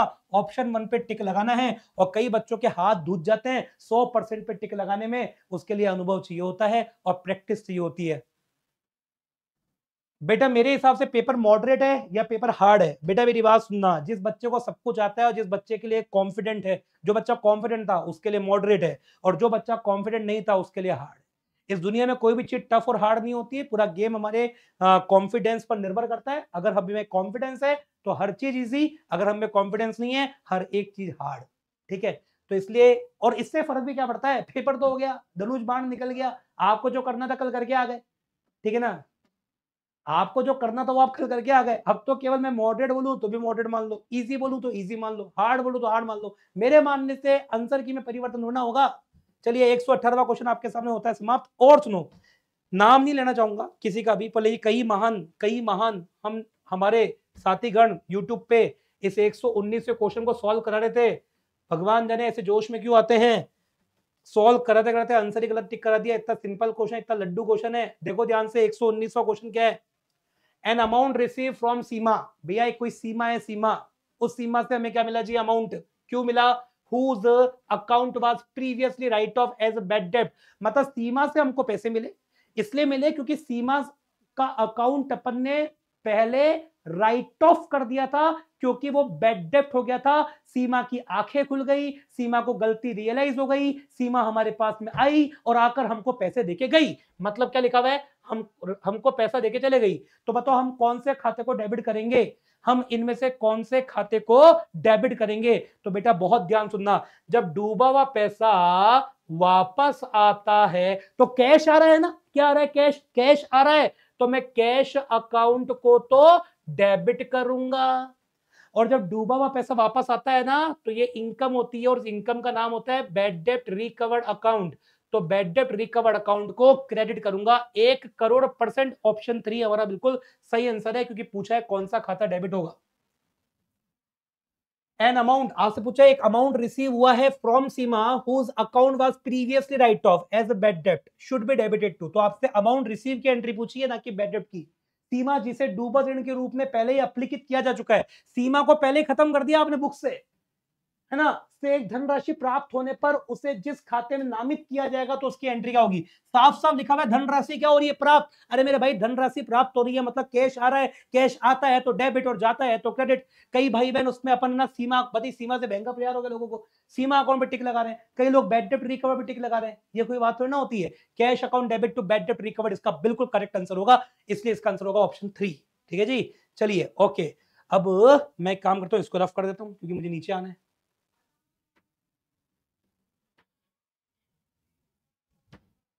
आगे बढ़ो। अब मैं आपको बता रहा हूं क्वेश्चन नंबर 120, ये रजत सर का नहीं है बिकॉज ये टैक्स का क्वेश्चन है, रजत सर नहीं कराएंगे इसको। अब आ जाओ 120 के बाद में क्या आता है आजकल, 121। अब देखो किसी भाई ने बहुत मेहनत करी पर लेकिन मैं बोलूं जिसका पेपर ये अकाउंटेंट नहीं बन पाएगा, इससे कंसेप्ट क्लियर नहीं है। 121 का क्वेश्चन देखो बहुत ध्यान से, काफी महान हस्तियों ने 121 का क्वेश्चन बहुत गलत किया है। छोटा बच्चा है ना, छोटा बच्चा, अरे एक मैम ने सीमा को मारा बेटा, वो मैम को सीमा से प्यार था ना इसलिए। हाँ आगे बढ़ो, क्वेश्चन नंबर 121। अब 121 क्या होता है सुनना। A sole proprietor withdraw 1 lakh रुपए ऑन 31 जनवरी 2023। एक सोल प्रोपराइटर मतलब एक व्यापारी ने 31 जनवरी, देखो साफ लिखा हुआ है, दिख रहा है ना आपको, 31 3 और 1 2023 जनवरी डेट गिवन है ना। हाँ 31 जनवरी 2023 को पर्सनल यूज के लिए इस भाई ने पैसे निकाले, निकाले हिसाब वाली बात है, 1 लाख रुपए निकाले, वो भी निजी उपयोग के लिए निकाले, मतलब पर्सनल यूज के लिए 1 लाख निकाले। Calculate interest on drawing 12% per annum, बोल पर एनम गिवन है, वो भी किस साल का, 22-23 का। अब देखो मैं आपको इसको एक्सप्लेन करके बताता हूं, है ना। मुझे बताओ ये 22-23 हमारा साल है ना, बिल्कुल 22-23 साल है, तो बताओ जनवरी जो होगी वो इसी बीच में आएगी ना। हाँ तो बताओ अपन ने पैसे निकाले जनवरी 31 को, ठीक है, और खाते बंद होते हैं मार्च 23 को, ठीक है ना, 31 मार्च 23 को, ठीक है। तो बताओ 31 मार्च 23 से मार्च 31 तक कितने महीने होते हैं, आजकल 2 महीने होते हैं, आप उंगलियों से गिनो या मन में गिनो। देखो फरवरी 1 महीना, मार्च 1 महीना, कितने महीने होते हैं, 2। अब मुझे बताओ इंटरेस्ट निकालना है, कितने लाख रुपए ले लिए भाई ने, 1 लाख रुपए लिया ना, 1 2 3 4 5, 1 लाख रुपए, 12% पर एनम मैंने देख लिया, इसलिए ये वार्षिक दर है। 1 लाख का 12% इंटू कर दो 2 महीने के लिए, तो बताओ 12 और 12 जब भी ऊपर नीचे एक दूसरे को दिखते हैं तो कट जाते हैं, 0 और 0 ऊपर नीचे एक दूसरे को देखते हैं तो कट जाते हैं, और 1000 जब भी मल्टीप्लाई 2 से हुआ है तो जीवन में ध्यान रखना 2000 आया है, और इसका जो करेक्ट आंसर होगा वो 2000 रुपए इसका करेक्ट आंसर होगा।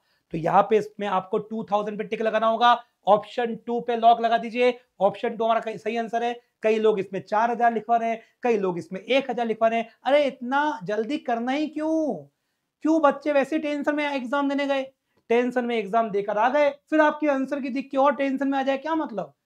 इसमें भी एक ही मंथ के हिसाब से 1000 ही बताया है बेटा आपने क्या उस मैडम की क्लास अच्छे से देख लिया, अब पता नहीं बेटा उन मैडम को क्या हुआ, प्रोडक्ट मेथड की याद आ गई होगी, और प्रोडक्ट मेथड में 1 महीने के हिसाब से लगाते हैं, है ना। यहाँ पे प्रोडक्ट मेथड का रोल ही नहीं है, साफ लिखा हुआ है यार, साफ लिखा हुआ है यार, 31 जनवरी 2023 1 लाख रुपए निकाले हैं, 12% की रेट है, खाते 31 मार्च को बंद होते हैं, और 31 जनवरी साफ साफ लिखी हुई है, तो फरवरी और मार्च 2 महीने का तो लगेगा।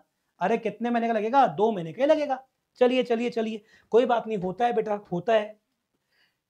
इसे बोलते हैं अपन एरर ऑफ कमीशन, चलाकर नहीं बताया होगा मैम, जल्दीबाजी में हड़बड़ाहट में बता दिया होगा, मैडम भी तो अकाउंट्स पढ़ाती है, गलती थोड़ा गलती होती है। और एक बात ध्यान रखना, इस दुनिया में अगर अपन इंसान है तो इंसान होने का सबसे बड़ा सबूत बताऊं क्या है, पूछो क्या, हम गलतियां करते हैं, जो गलतियां करते हैं वही इंसान होते हैं। जो कोई भी पर्सन, कोई भी व्यक्ति अगर आपको ऐसा मिल जाए ना कि मैंने जीवन में कोई गलती नहीं करी, तो सबसे पहले एक अच्छा स्थान देखकर उसको बैठाना, उसका अभिषेक करना, नारियल अगरबत्ती लगाना, उसको माला पहनाना, क्योंकि वो इंसान नहीं, वो देवता है। बाकी गलतियां इंसानों से होती है, कोई दिक्कत नहीं है। चलिए आगे बढ़ो, क्वेश्चन नंबर 121 हो गया।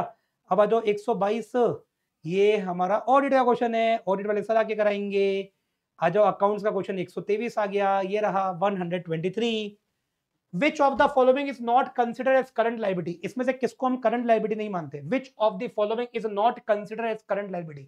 कौन करंट लाइबिलिटी नहीं है, नहीं है, नहीं है, मतलब नहीं है, नॉट नॉट नॉट।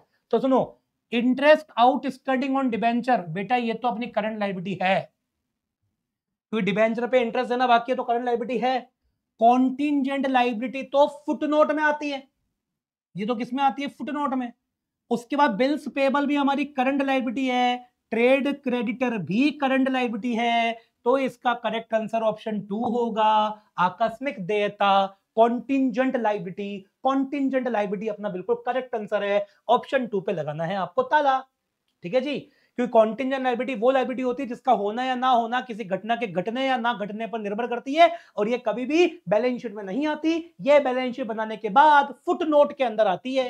तो कॉन्टिंजेंट लायबिलिटी इसका बिल्कुल सही उत्तर होगा।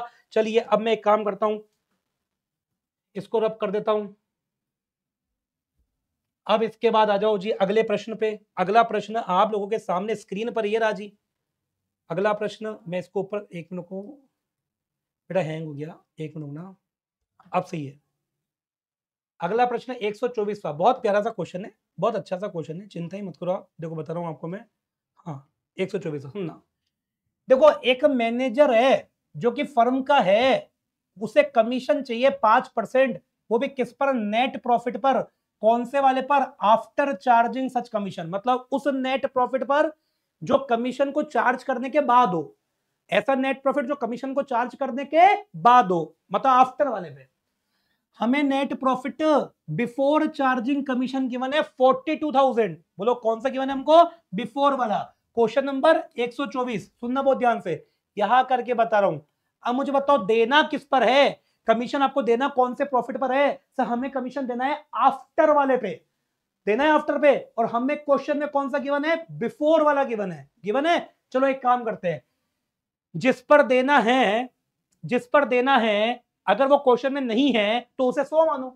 तो हम लिखेंगे let net profit after commission, let net profit after commission 100। उसके बाद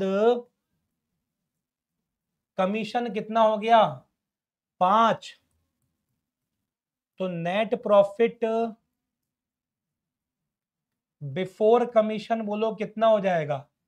जब बताओ 5 रुपए देने के बाद प्रॉफिट 100 है, तो 5 रुपए देने से पहले कितना था? 105 था। अब मुझे बोल बेटा निकालना क्या है? सर अब आपको निकालना है जी कमीशन की अमाउंट निकालनी है, निकाल लो। बोलो जी प्रॉफिट, प्रॉफिट कितना है? 42,000 है, ठीक है, 42,000 प्रॉफिट है, ये है 105 के बराबर, इंटू कर देंगे 5। बोलो कितना अमाउंट आएगा? तो 42,000 अगर 105 के बराबर है तो इंटू कर दो 5, तो ये मेरे पास में आएगा अमाउंट, बोलो कितने हजार? 2,000। तो 2,000 रुपीज हमारा बिल्कुल करेक्ट आंसर होगा। 2,000 पे आपको लगाना होगा लॉक। 2,000 रुपीज हमारा बिल्कुल सही आंसर है। 2,000 पे आप लॉक कर दीजिए। 2,000 पे आप बोलो क्या कर दो? Lock.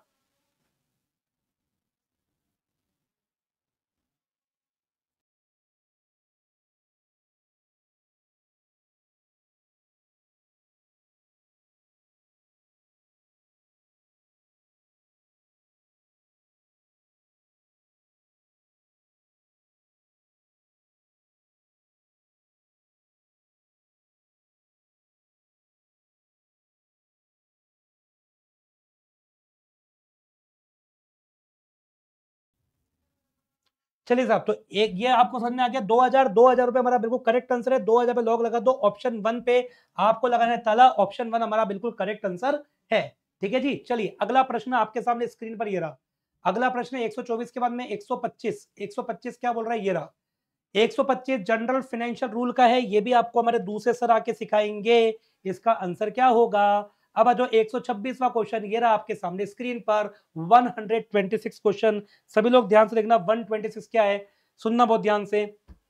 If an accounting information is free from error, accounting equation, accounting information बिल्कुल फ्री है, एरर है ही नहीं उसमें, किसी प्रकार की कोई गलती नहीं है, किसी प्रकार की कोई मिस्टेक नहीं है, तो बताओ उसमें कौन सा क्वालिटेटिव कैरेक्टरिस्टिक है? तो रिलायबिलिटी, क्योंकि आप उस पर ट्रस्ट कर सकते हो, विश्वसनीयता कर सकते हो। जब आपके अकाउंटिंग इंफॉर्मेशन में किसी प्रकार की कोई अशुद्धि ही नहीं है, तो आपके अकाउंटिंग इंफॉर्मेशन रिलायबल है, विश्वसनीयता का गुण भरा पड़ा है उसमें। तो इसका करेक्ट आंसर रिलायबिलिटी होगा। ठीक है जी, चलिए साहब अब आ जाओ, इसको मैं रफ कर देता हूं एक बार, है ना। अब बढ़ते हम अगले क्वेश्चन पे। 127वां क्वेश्चन, कंपनी एक्ट, ये हमारे लॉ वाले सर कराएंगे आके आपको, है ना, अभी कराएंगे, चिंता मत करो। 128वां क्वेश्चन देखो बेटा, बहुत तगड़ा अच्छा, जबरदस्त क्वेश्चन है। ठीक है, इसके आंसर में कॉन्फ्लिक्ट आ सकता है, बिल्कुल आ सकता है, बता रहा हूं। ठीक है, फिर भी मैं मेरे ओपिनियन के अकॉर्डिंग इसका आंसर दूंगा कि ना, अजय ने ड्रॉ किया एक बिल विनय पर, मतलब कोई पर्सन अजय था, अजय, इसने बिल किस पे लिखा, विनय पर, और ये बिल लिख दिया 60,000 रुपए का लिख दिया। ठीक है, उसका विनय है ना, विनय, इसने बिल को एक्सेप्ट किया, करना ही था। फिर अजय ने इस बिल को एंडोर्स किया चिंटू को, अजय ने इस बिल को चिंटू को दे दिया, चिंटू को। ठीक है, in settlement of 70,000 at 2% discount and the balance in cash. ठीक है, तो देख बेटा, चिंटू है ना 70,000 मांगता था, तो अजय बोलता है यार चिंटू, तू मेरे से 70,000 मांगता है, तेरे को मेरी कसम है, प्लीज मेरे को डिस्काउंट दे, डिस्काउंट दे, डिस्काउंट दे। तो चिंटू बोलता है वाह चल, तू भी क्या रखेगा, तेरे को 2% का डिस्काउंट दिया, वाह खुश। तो 2% का डिस्काउंट दे दिया भाई ने, 70,000 का 2% आजकल 1,400 रुपए होता है, तो 70,000 में से 1,400 माइनस कर दो आप। अब बताओ 70,000 में से 1,400 माइनस कर दिया, कर दिया, तो बताओ कितना बचा, 68,600। तो चिंटू बोलता है ला ला दे मुझे 68,600 दे। चिंटू की बात सही है, तो चिंटू ने 68,600 मांगे मांगे, इसमें हमारे अजय कलाकार ने क्या किया पता है, 60,000 रुपए का तो विनय वाला बिल पकड़ा दिया, पकड़ा दिया। ठीक है, और 8,600 इस भाई ने नकद दे दिए, 8,600 इस भाई ने क्या दे दिए, नकद। मतलब 60,000 रुपए का तो बिल पकड़ा दिया, और 8,600 इस भाई ने क्या दे दिया, कैश। बोलिए समझ में आया कि नहीं है? अरे आ गया, इसमें कोई डाउट तो नहीं है? ठीक है, तो मैं क्या बोलना चाह रहा हूं कि 8,600 तो बिल पकड़ा दिया, और नहीं 8,600 तो कैश दिया, और 60,000 का बिल पकड़ा दिया, बिल पकड़ा दिया। ठीक है, पकड़ने दो। अब क्या हो रहा है पता है, the bill is dishonour, bill is dishonour on the due date, due date पर, ड्यू डेट पे बिल क्या हो गया, डिसऑनर हो गया। Calculate the amount by which Ajay is to be debited in the books of Chintu, Chintu की बुक में अजय कितने रुपए से डेबिट होगा। तो सुनो बहुत ध्यान से, सुनना। तो क्या करेगा, चिंटू की बुक में अजय, तो अजय से पैसे मांगेगा, तो अजय तो हो जाएगा डेबिट, और साथ में जो बी आर ना, बी आर वो होगा 100% क्रेडिट। अरे होगा कि नहीं होगा, मानते हो बात? अजय तो होगा डेबिट और बी आर हो जाएगा क्रेडिट। अब देख बेटा, बी आर कितने का था सर, बी आर तो 60,000 रुपए का था। अब अगर बी आर 60,000 रुपए का था, तो माना जाए ना, चिंटू अजय से 60 ही तो मांगता है, 70 मांगता था, 2% खुशी खुशी डिस्काउंट दे दिया, बरोबर, 8,600 नकद ले लिए। अब बचे कितने, 60, 60 का ही बिल था, और वो बिल ही डिसऑनर हो गया। अरे हुआ कि नहीं हुआ, तो वो मांगेगा भी कितना, 60 ही तो मांगेगा। तो बताओ चिंटू की बुक में अजय का खाता 60,000 से डेबिट होगा। ऑप्शन 2 पे आपको लॉक लगाना है, ऑप्शन 2 इसका 101% करेक्ट आंसर है। चलिए साहब, उसके बाद में अब इस पे रफ कर दूं, मैं इस पे रफ कर देता हूं। ये क्वेश्चन कौन सा है, 128, ये वाला क्वेश्चन हमारा कंप्लीट होता है, समाप्त होता है अच्छे से। चलिए,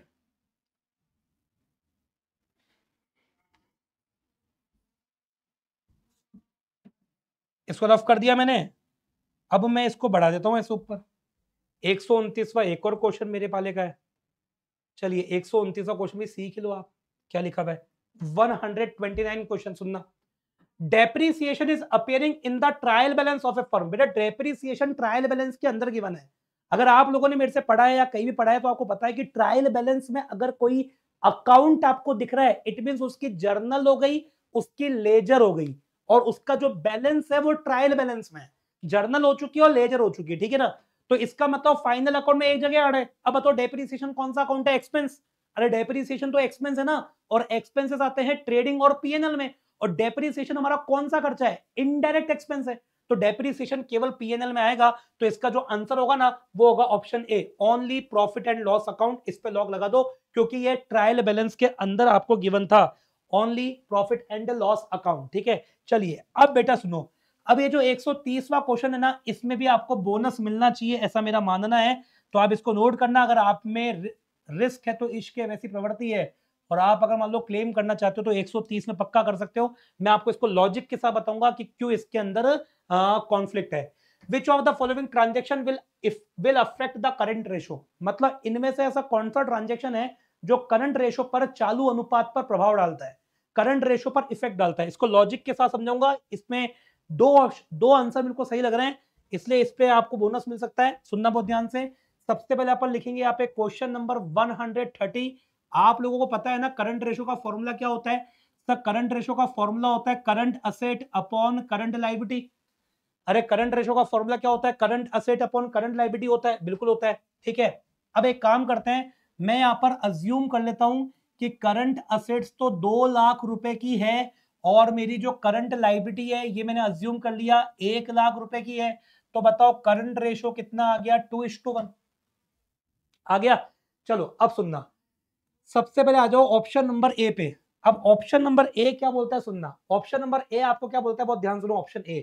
ऑप्शन ए बोल रहा है कि डिबेंचर इशू किए in consideration of machine purchase. सुनना, तो आपके पास में मशीन आई, बताओ मशीन हमारी फिक्स असेट है और आपने बदले में डिबेंचर दिए, तो डिबेंचर तो अपनी नॉन करंट लायबिलिटी है। तो बताओ ना तो ये हमारी फिक्स असेट है और ये नॉन करंट लायबिलिटी है, तो बताओ इसका इससे debenture issue in consideration of machine purchase, तो इससे तो पक्की बात है करंट रेशो पे कोई इफेक्ट नहीं पड़ेगा। आई पसंद में, इससे तो कोई इफेक्ट नहीं पड़ेगा। तो यहां मैं लिख देता हूं नो इफेक्ट, यहां मैं लिख रहा हूं, बोलो क्या, नो इफेक्ट, क्योंकि जो डिबेंचर इशू किए वो तो हमारी नॉन करंट लायबिलिटी है और जो मशीन आपके पास में आई वो आपकी फिक्स असेट है, तो नो इफेक्ट, कोई इफेक्ट नहीं पड़ेगा, नो इफेक्ट, समझा। चलिए अब आ जाओ ऑप्शन बी पे। ऑप्शन बी पे आ जाओ आप, conversion of debenture into equity share. अब बताओ डिबेंचर इक्विटी शेयर में बदल रहे हैं, तो देखो एक तो इसका प्रभाव डिबेंचर पे पड़ा और इसका प्रभाव इक्विटी शेयर पे पड़ा। डिबेंचर अपनी नॉन करंट लायबिलिटी है और इक्विटी शेयर अपना शेयर होल्डर्स फंड है, तो इसका भी इफेक्ट नहीं पड़ेगा, इनका भी इफेक्ट नहीं पड़ेगा। अब आ जाओ ऑप्शन सी पे। ऑप्शन सी क्या बोलता है सुनना, परचेज गुड्स ऑन क्रेडिट, अपन ने गुड्स परचेस किया उधार पे। अब बेटा अगर अपन गुड्स परचेस कर रहे हैं, अगर मान लो अपन किस पे, उधार पे, क्रेडिट बेसिस पे अगर अपन ने गुड्स खरीदा, उधार बेसिस पे अगर अपन ने माल खरीदा खरीदा तो एक काम करते हैं, माल खरीदा बिल्कुल खरीदा, तो बताओ माल खरीदेंगे उधार बेसिस पे, तो पक्की बात है स्टॉक आएगा आएगा। चलो स्टॉक हमारी क्या है, करंट असेट्स है, ठीक है। एक बार के लिए मान लो स्टॉक अपन ने कितने का लिया, 1 लाख का, ठीक है, उधार खरीदा, तो पक्की बात है इससे हमारे क्रेडिटर खड़े हो जाएंगे और क्रेडिटर हमारी कौन है, करंट लायबिलिटी, और ये मान लो एक बार के लिए 1 लाख रुपए, ठीक है। अब आप बताओ करंट असेट्स पहले से कितने लाख थी, 2 लाख। अब बताओ अगर मेरी करंट असेट्स पहले से 2 लाख थी, ऐसे ट्रांजेक्शन से मेरी करंट असेट्स कितनी हो जाएगी, 3 लाख। उसके बाद बताओ करंट लायबिलिटी पहले से 1 लाख थी, इस ट्रांजेक्शन से मेरी करंट लायबिलिटी बताओ कितनी हो जाएगी, 2 लाख। अरे बोलो होगी कि नहीं होगी, होगी। तो इसको अगर आप धाम धीम सॉल्व करोगे तो आपका रेशो जो है वो हो जाएगा 1.5:1, पहले था 2:1, अब हो गया 1.5:1। इसका मतलब इस ऑप्शन से करंट रेशो पर इफेक्ट पड़ रहा है। चलो अब आगे सुनो, ऑप्शन सी के बाद में सुनना गेम क्या होगा, ऑप्शन डी गेम है गुड्स सोल्ड फॉर कैश। अब बेटा अपन गुड्स बेचेंगे कैश में, अगर अपन ने गुड्स को बेचा कैश में बेचेंगे गुड्स, नकद में बेचेंगे गुड्स।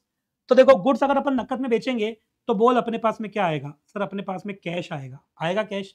चलो कैश आएगा, बताओ कैश अपनी कौन सी असेट्स है, करंट असेट्स है। चलो अपने पास से क्या जाएगा, सर हमारे पास से स्टॉक जाएगा, क्या जाएगा, स्टॉक। और बताओ स्टॉक हमारी कौन सी असेट्स है, करंट असेट्स है।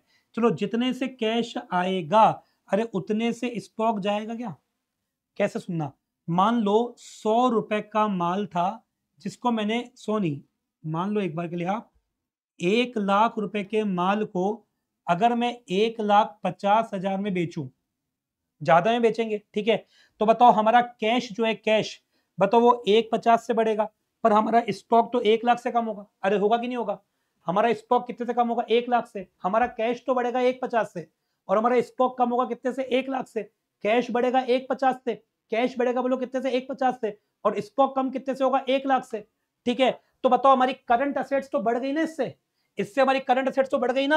अरे बोलो बढ़ी कि नहीं बढ़ी, क्योंकि प्रॉफिट जो होता है 50,000 का वो तो करंट असेट्स और करंट लायबिलिटी को प्रभाव नहीं देगा, पर इससे हमारी करंट असेट्स बढ़ी। अरे बोलो बढ़ी कि नहीं बढ़ी, और अगर हमारी करंट असेट्स बढ़ी, बोलो करंट असेट्स कितने से बढ़ी, हमारी करंट असेट्स 50,000 से बढ़ी। जैसे मान लो करंट असेट्स बढ़ी, इससे हमारी करंट असेट्स बढ़ रही है, पर करंट लायबिलिटी में कोई प्रभाव नहीं पड़ रहा है, नो इफेक्ट, कोई प्रभाव नहीं पड़ रहा है। तो ये मान के चलना, इससे भी रेशो क्या हो जाएगा, चेंज, इससे भी रेशो बोलो क्या हो सकता है जी, चेंज हो सकता है। बताओ रेशो कब चेंज नहीं होगा, बताओ कब चेंज नहीं होगा, जब अपन ये मान ले कि जितने रुपए का माल था उतने में बेचा। जैसे मान लो 1 लाख रुपए के माल को अगर मैं 1 लाख में बेचूंगा तो मेरा कैश भी 1 लाख से बढ़ेगा और मेरा स्टॉक भी 1 लाख से कम होगा, तो करंट असेट और करंट लायबिलिटी में कोई प्रभाव नहीं पड़ेगा। पर नॉर्मली अपन जो माल बेचते हैं ना वो ज्यादा मूल्य पर बेचते हैं। अगर आपने माल को ज्यादा मूल्य पर बेचा है, अगर आपने माल को ज्यादा मूल्य पर बेचा है, लागत से अधिक मूल्य पर बेचा है, तो 100% करंट रेशियो पे प्रभाव पड़ेगा। तो माना जाए एज पर माय ओपिनियन इसका जो आंसर है वो थर्ड और फोर्थ दोनों सही है। इसका ऑप्शन, इसका जो आंसर है वो थर्ड और फोर्थ बिल्कुल सही है। पर क्योंकि हमको एग्जाम में किसी एक ऑप्शन पे टिक लगाने की परंपरा है, एग्जाम में किसी एक ऑप्शन पे टिक लगाते हैं, तो क्लियर कट आंसर इसका क्या हो जाएगा, ऑप्शन 3। ऑप्शन 3 पे आपको लगाना है ताला, आंसर की में ऑप्शन 3 आएगा। तो मुझे लगता है कि ये क्वेश्चंस का जो सॉल्यूशंस मैंने आप लोगों को बताया बड़ी मेहनत से, वो आप लोगों को बहुत अच्छे से समझ में आ गए होंगे। क्वेश्चंस को अच्छे से आपके क्लियर भी हो चुके होंगे, कॉन्सेप्ट भी आपके क्लियर हो चुके होंगे। इस सेशन को प्लीज लाइक कीजिएगा, ज्यादा से ज्यादा कमेंट कीजिएगा। मैंने आपको किस तरह से क्वेश्चन बताया, अगर आपको कुछ गलती लगती भी है, देखो मैं भी इंसान हूं, तो आप कमेंट करके बताइए, हम उसको रेक्टिफाई कर देंगे। अदरवाइज मेरी ओर से सब कुछ वेल प्रूफ है। हाँ, इसके आंसर मेरे अकॉर्डिंग दोनों है। ये वाकई में बोनस की मांग की जा सकती है, पर लेकिन अगर मान लो एप्रोप्रिएशन की बात करें तो इस पे हमको किस पे लगाना चाहिए, ऑप्शन 3 पे हमको टिक लगाना चाहिए। सर मेरे 3 रॉन्ग हो गए अकाउंट्स वाले पोर्शन में से, जस्ट सिली मिस्टेक की वजह से। ओ माय गॉड, चलो कोई बात नहीं बेटा, आप चिंता मत करो, अगली बार हमेशा ध्यान रखना, इसमें आपका सिलेक्शन हो जाएगा। एनसीईआरटी का क्वेश्चन 10 देख सकते हैं आप, एनसीईआरटी का क्वेश्चन 10 देख सकते हैं आप, मेरे को नहीं देखने की आवश्यकता है, आप देखिए, ठीक है ना। कंटिन्यू क्लास होगी, हाँ बिल्कुल है ना। अब बेटा आप जैम वाले सर और ऑडिट वाले सर अभी आपके पास में आ रहे हैं, वो इस क्लास को कंटिन्यू करेंगे। मैं तो लेता हूं आप लोगों से इजाजत, wish you all the best for your exam. जाते जाते एक बात मैं आपको बताना चाहूंगा कि नया साल आ रहा है, आरपीएससी अड्डा की एप्लीकेशन पर कोई सा भी कोर्स आप परचेस कर लो, उसकी फीस मात्र और मात्र 999 रुपीज है। आप हमारी एप्लीकेशन को डाउनलोड, नीचे डिस्क्रिप्शन पे आपको लिंक गिवन है, उससे डाउनलोड कर सकते हैं। फर्स्ट ग्रेड कॉमर्स का कोर्स लेना हो, जूनियर अकाउंटेंट लेना हो, संगणक का लेना हो, स्टैटिस्टिकल ऑफिसर आपको लेना हो, असिस्टेंट प्रोफेसर अगर आपको बनना हो, है ना, एबीएसपी में आना है, बीएडीएम में आना है, अरे ईएएफएम में आना है, आपका कोई मित्र है जो एमपी का है, एमपी टैक्सेशन असिस्टेंट का है, या फिर मान लो एमपी मान के चलो असिस्टेंट प्रोफेसर का एग्जाम देना चाहता है, आपका कोई मित्र मान लो यूपी का है, तो हमारे यूपी के बहुत सारे कोर्स है, तो आप इन सभी कोर्सेज को ले सकते हो। 25 दिसंबर से लेके 5 जनवरी तक आरपीएससी अड्डा पे कोई सा भी कोर्स अगर आप लेते हैं तो मात्र और मात्र 999 में आपको मिलेगा, और टेस्ट सीरीज भी आपको मिल रही है 99 रुपए के अंदर। यह भारत का एकमात्र ऐसा प्लेटफॉर्म है जो बाइलैंग्वेज क्लासेस देता है, इंग्लिश के अंदर भी और हिंदी के अंदर भी। 100% आपको सेटिस्फेक्शन मिलेगा। और मेरी जो आंसर की अगर आपको अच्छी लगी है, सोल्यूशन बहुत बढ़िया लगा है, समझाने का तरीका अच्छा लगा है, तो कमेंट करिएगा, क्योंकि आपका एक कमेंट हमें बहुत मोटिवेट करता है। मैं अब आमंत्रित करूंगा हमारे एनर्जेटिक सर, हमारे शानदार, हमारे लाड से प्यारे सर जो है वो है चेतन सुवालकर सर, उनको मैं आमंत्रित कर रहा हूं। वो आपको जैम के क्वेश्चंस यहां पर आपको डिस्कस करके बताएंगे और इनके आंसर की बताएंगे। इन्होंने मैराथन ली थी, आपने बहुत सपोर्ट दिखाया था, हमारे चेतन सर ने बहुत अच्छे से क्लास आपकी ली थी।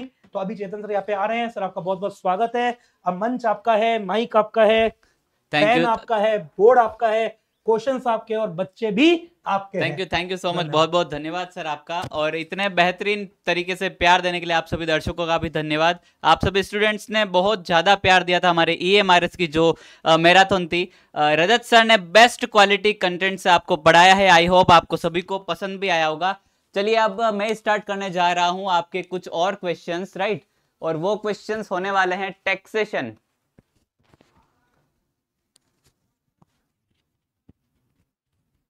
हाँ जी, तो वो क्वेश्चंस होने जा रहे हैं जीएम टैक्सेशन के।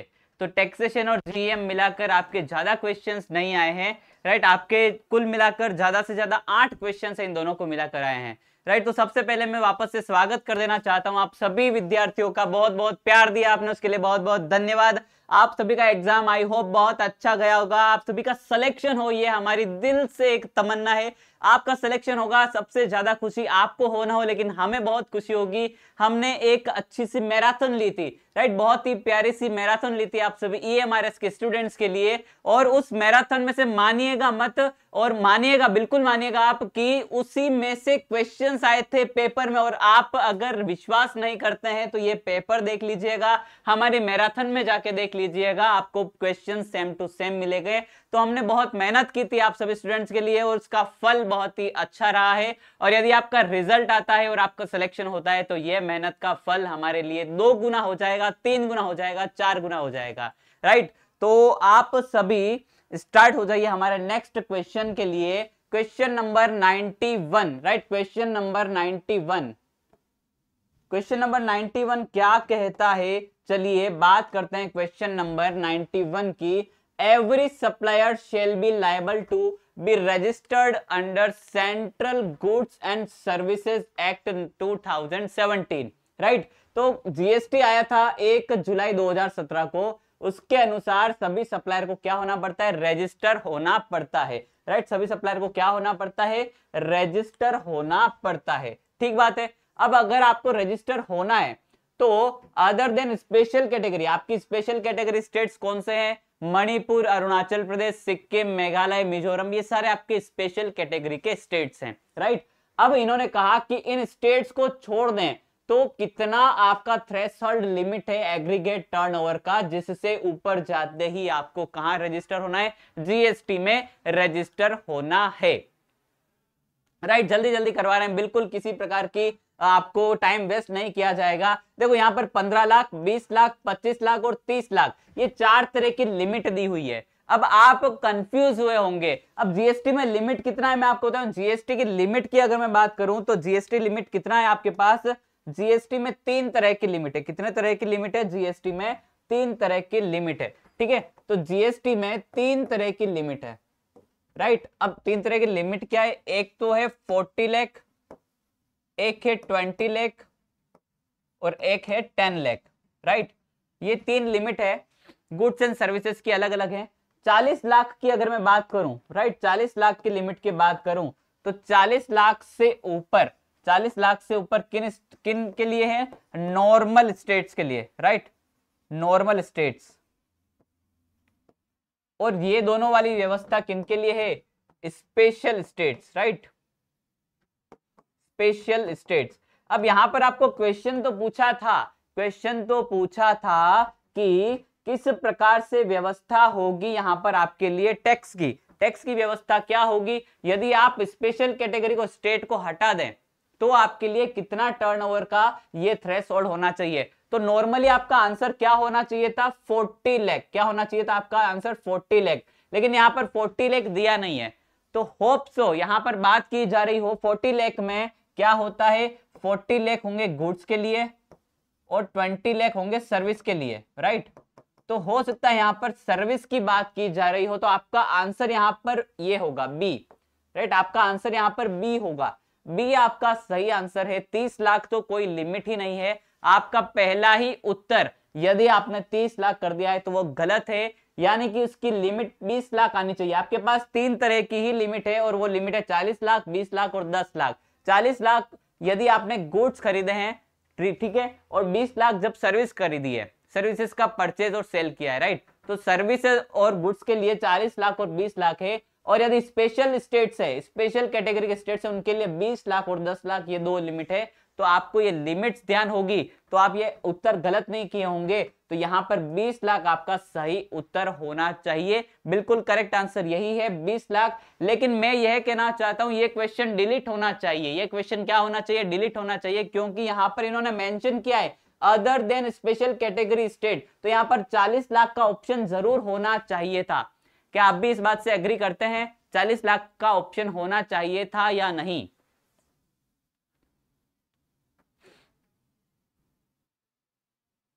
बिल्कुल, सर्विस गुड्स दोनों की बात की है तो 40 लाख आना चाहिए था आपके लिए, राइट। नॉर्मली का क्या कहा गया, 40 lakh for normal states, right. Normal states जो है उनके लिए 40 लाख का थ्रेशोल्ड है। लेकिन अब बात यहां पर इन्होंने 40 लाख का ऑप्शन ही नहीं दिया, तो उसकी मैं कर रहा हूं ये क्वेश्चन, आप चाहें तो डिलीट करवाने के लिए क्लेम कर सकते हैं आप सभी स्टूडेंट्स, ये क्वेश्चन डिलीट होना चाहिए। और अगर इन ऑप्शंस की बात करूं तो सिर्फ 20 लाख ही यहां पर मुझे सही उत्तर दिख रहा है जो यहां पर हो सकता है, ठीक है।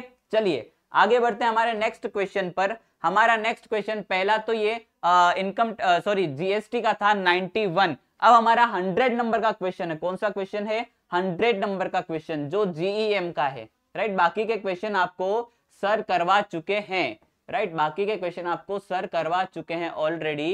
ये 100, ये वाला जो क्वेश्चन है आपका जीईएम का है।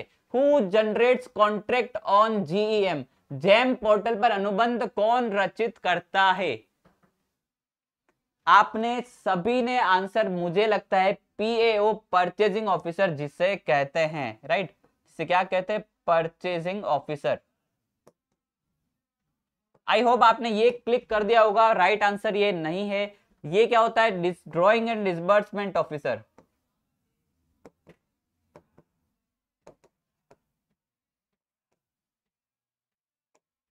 राइट, तो ये दोनों आंसर नहीं है। आपका आंसर क्या है, कॉन्ट्रैक्ट। यहां पूछा गया कॉन्ट्रैक्ट कौन करता है, तो कॉन्ट्रैक्ट की पावर सिर्फ और सिर्फ प्राइमरी बायर को है। राइट, प्राइमरी बायर की अनुपस्थिति में सेकेंडरी बायर करेंगे, और ये दोनों क्या है, आपके सेकेंडरी बायर हैं। क्या है ये, सेकेंडरी, यानी कि द्वितीयक क्रेता है। राइट, ये सेकेंडरी बायर है। यदि प्राइमरी बायर अनुपस्थित है तो सेकेंडरी बायर परचेस करेगा। तो आपका सही उत्तर क्या होना चाहिए था, only buyer. One will be your correct answer. आपका सही उत्तर होना चाहिए था ओनली क्रेता। ठीक है, तो सीधा सीधा उत्तर है। बहुत ही मॉडरेट क्वेश्चंस आए सीधे, ये मैंने सारे सॉल्व करवा रखे हैं आपको। आपने मैराथन को बहुत अच्छा सपोर्ट किया था, हमें बहुत खुशी भी हुई। उसमें सारे क्वेश्चंस जो हम अभी सॉल्व करवा रहे हैं आपको, वो सारे क्वेश्चन हमने मैराथन में भी सॉल्व करवाए थे। तो आप रिलेट कर सकते हैं, ये क्वेश्चन मैं ऑलरेडी करवा चुका हूं। राइट, तो 100 नंबर के क्वेश्चन जो है आपका जेम का अनुबंध कौन रचित करता है, क्रेता यानी बायर। चलिए अब नेक्स्ट क्वेश्चन की तरफ चलते हैं। आपका नेक्स्ट क्वेश्चन है 104।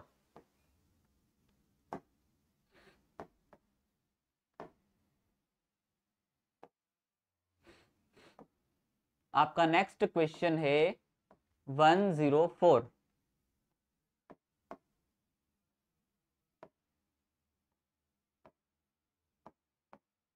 चलिए अभी वो मिल नहीं रहा है।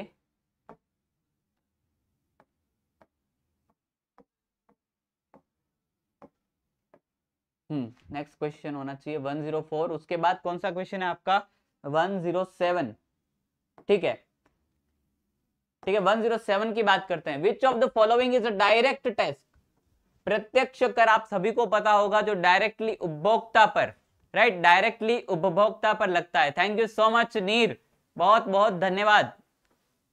आपने मुझसे लाइव पढ़ा था, बहुत बहुत धन्यवाद, बहुत बहुत खुशी हुई। राइट, तो इनमें से कौन सा डायरेक्ट टैक्स है। डायरेक्ट टैक्स की बात करता हूं, क्या वेट डायरेक्ट टैक्स है, एक्साइज ड्यूटी डायरेक्ट टैक्स है, goods and service tax direct tax है, या इनकम टैक्स। देखिए, डायरेक्ट टैक्स जो डायरेक्टली लगता है, इनडायरेक्टली किसी वस्तु या सेवा पर नहीं लगता है, और ऐसा नहीं है कि उसका भार किसी और पर अधिभारित कर दिया जा सके। डायरेक्ट टैक्स को उसी को सहन करना है जिस पर ये चार्ज लग रहा है। तो आपका डायरेक्ट टैक्स है इनकम टैक्स। इनकम टैक्स, आयकर आपका डायरेक्ट टैक्स है। आपका उत्तर होगा 4 नंबर। राइट, ये सारे कौन से टैक्स है, ये सारे इनडायरेक्ट टैक्स है। राइट, और अभी इनडायरेक्ट टैक्स को रिप्लेस करके कौन सा टैक्स लाया गया है, जल्दी से बताइए। इनडायरेक्ट टैक्स है ये तीनों, और ये आपका डायरेक्ट टैक्स है। राइट, टैक्स दो तरह के होते हैं, डायरेक्ट टैक्स और इनडायरेक्ट टैक्स। डायरेक्ट टैक्स है हमारे यहाँ पर इनकम टैक्स, इनडायरेक्ट टैक्स को रिप्लेस करके जीएसटी लाया गया है। बिल्कुल रिंकू जी, बहुत बहुत धन्यवाद आप सभी का। राइट, तो डायरेक्ट टैक्स आपको पता होना चाहिए। इनकम टैक्स से बहुत सिंपल, बहुत ही ज्यादा सिंपल, इससे ज्यादा सिंपल कोई क्वेश्चन हो ही नहीं सकता है। चलिए आगे बढ़ते हैं नेक्स्ट क्वेश्चन की ओर। ठीक है, आपका नेक्स्ट क्वेश्चन है number 120, 120। Which of the following is levied by state government only. निम्न में से कौन सा टैक्स जो है सिर्फ राज्य सरकार लगाती है। Corporate tax, wealth tax, state duty या एंटरटेनमेंट टैक्स। जल्दी से बताइए कौन सा टैक्स है जो सिर्फ और सिर्फ राज्य सरकार लगाती है।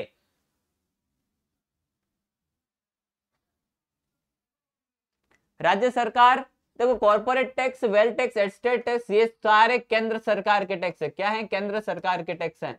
राज्य सरकार कौन सा टैक्स लगाती है, सिर्फ और सिर्फ एंटरटेनमेंट टैक्स, मनोरंजन कर जो है वो राज्य सरकार द्वारा लगाया जाता है। राज्य सरकार और कौन कौन से टैक्स लगाती है, स्टाम्प ड्यूटी। स्टाम्प ड्यूटी भी क्या करता है, स्टाम्प ड्यूटी भी आपका क्या है, स्टेट का पार्ट है। और कौन से, प्रोफेशनल टैक्स, वो भी राज्य सरकार लगाती है। तो इससे कई सारे टैक्सेस होते हैं जो क्या लगाती है, राज्य सरकार लगाती है। तो इंटरटेनमेंट टैक्स भी राज्य सरकार के कर का ही भाग है। चलिए बात करते हैं अब 104 नंबर के क्वेश्चन की। राइट, 107, 103, हाँ जी,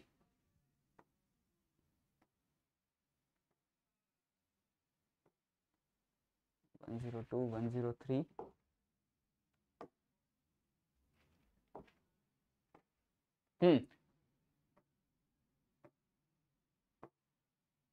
जी ठीक है, ये रहा आपका 104, इसकी मैं बात कर रहा था, राइट 104 की मैं बात कर रहा था, 104 ये आया इनकम टैक्स का क्वेश्चन आपका, बहुत ही आसान है ये क्वेश्चन। आपको अगर सीधा सीधा जानना है तो आपको थोड़ा सा हेड्स जो है इनकम की वो ध्यान रखनी थी यहाँ पर, राइट। यहाँ पर बात की गई इनकम के हेड्स की। सेक्शन 28 सेक्शन 28 से 40D किस प्रकार के इनकम टैक्स में रिलेट कर रहा है? आयकर अधिनियम 1961 की धारा 28 से 44D किससे संबंधित है? क्या इनकम फ्रॉम कैपिटल गेन से संबंधित है, इनकम फ्रॉम हाउस प्रॉपर्टी से संबंधित है, इनकम फ्रॉम सैलरी से संबंधित है, या profit and gains from business and profession से संबंधित है? आपको इनकम टैक्स का थोड़ा भी नॉलेज है ना, थोड़ा सा भी नॉलेज है तो आप ये क्वेश्चन आराम से कर पाएंगे। मैं ये नहीं कह रहा हूं आपको डीप, बहुत डीप ज्ञान हो, राइट। तो 28 से 44D देखिए, इनमें क्या है, एक्सपेंसेस की बात की जा रही है, डिडक्शन की बात की जा रही है, सैलरी, प्रोफेशन, इनकी सारी बात की जा रही है। तो यहां पर बात की जा रही है profit and gains from business and profession, व्यवसाय और पेशे से लाभ जो और अधिलाभ जो होते हैं उनकी बात की जाती है धारा 28 से 44 में। आपको 104 का जो आंसर है वो 4 है।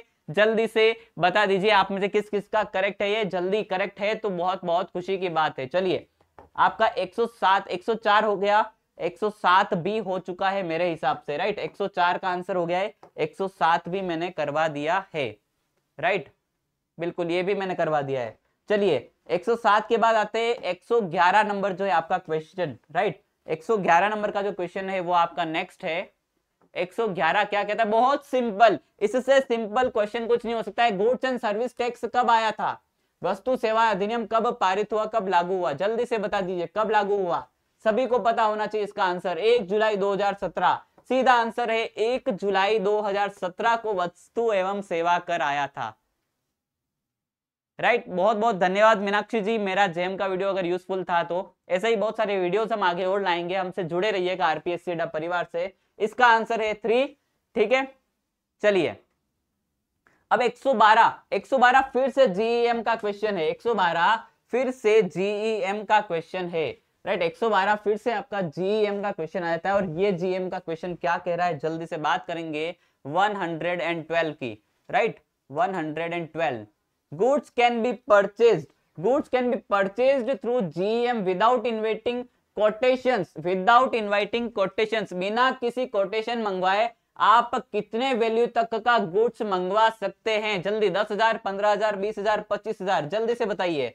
मेरा आंसर है 4, आपका आंसर भी होना चाहिए 4। जीएफआर का कौन सा रूल बताता है? जीएफआर का 154 नंबर का रूल कहता है कि यदि आपको 25,000 तक की वैल्यू का गुड्स मंगवाना है तो आप कहां से मंगवा सकते हैं? डायरेक्टली, बिना किसी कोटेशन के मंगवा सकते हैं। आपका आंसर 112 का 4, आप भी कंफर्म कर लीजिए, क्या यही आंसर दिया था आपने एग्जाम में, राइट। चलिए आगे बढ़ते हैं। अब आपका नेक्स्ट क्वेश्चन है 120 पर आ जाइए।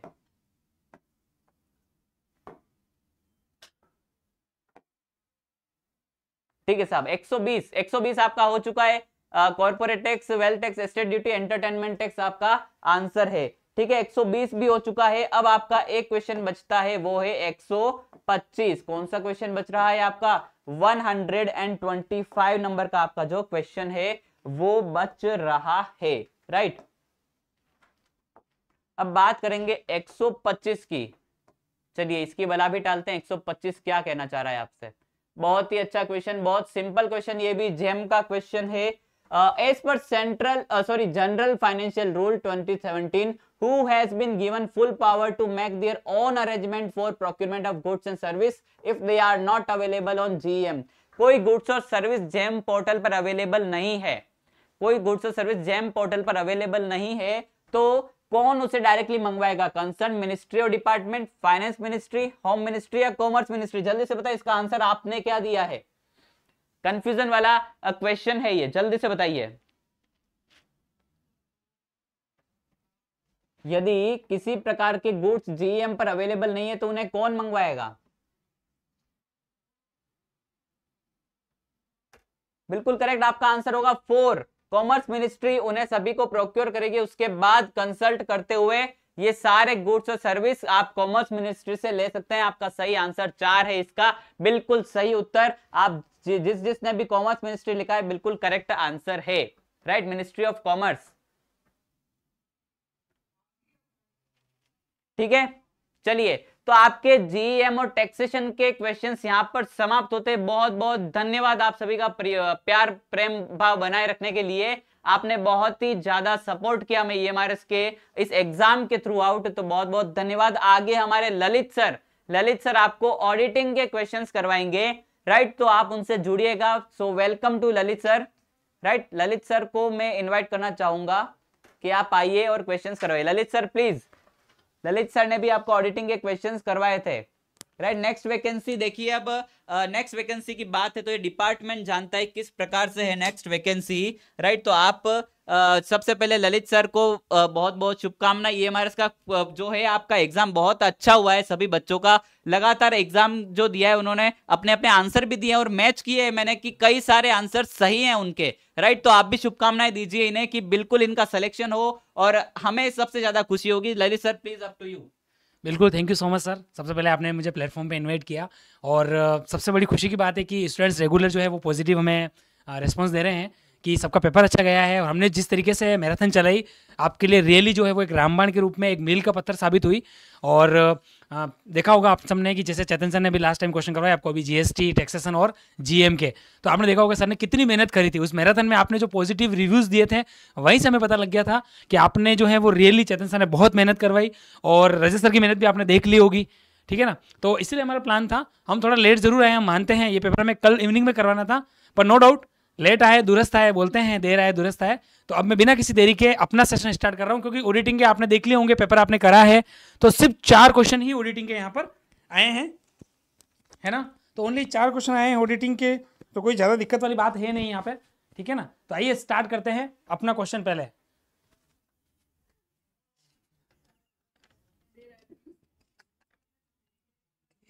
ठीक है, चले आगे, चलो।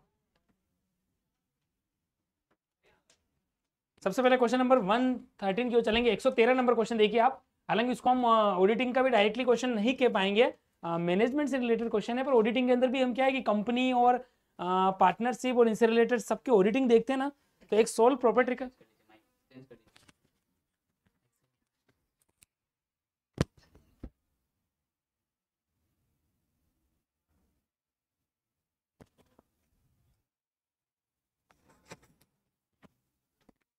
जी, आप सबके कमेंट्स में देख पा रहा हूँ, आप सब कट ऑफ के बारे में भी पूछ रहे हैं कि कट ऑफ सर क्या रह सकती है। तो देखिए, हम डायरेक्टली ऐसे ही हवा में बात नहीं करेंगे। ये सेशन हमारा पूरा होने के बाद हमारी पूरी ट्राई रहेगी कि आज ही इवनिंग में या कल तक तो है, हम फाइनली आपको बता देंगे कि आपकी कट ऑफ भी अभी तक के ओवरव्यू के हिसाब से जो है वो हम सब्जेक्ट एक्सपर्ट के हिसाब से बताएंगे कि कट ऑफ क्या रहने वाली है। आप निश्चिंत रहिए, अभी आपने एग्जाम दिया है रिसेंटली, तो आप थोड़ा सा आराम भी कीजिए। नो डाउट आपको आज इवनिंग या कल तक हम पूरा भरोसा दिलाते हैं कि आपको एक अच्छी कट ऑफ का जो है हम सेशन लेकर आएंगे और आपको पूरी एग्जैक्ट जो उसको कह सकते हैं कि 100% जो सही होगी वो कट ऑफ आपके सामने रखेंगे।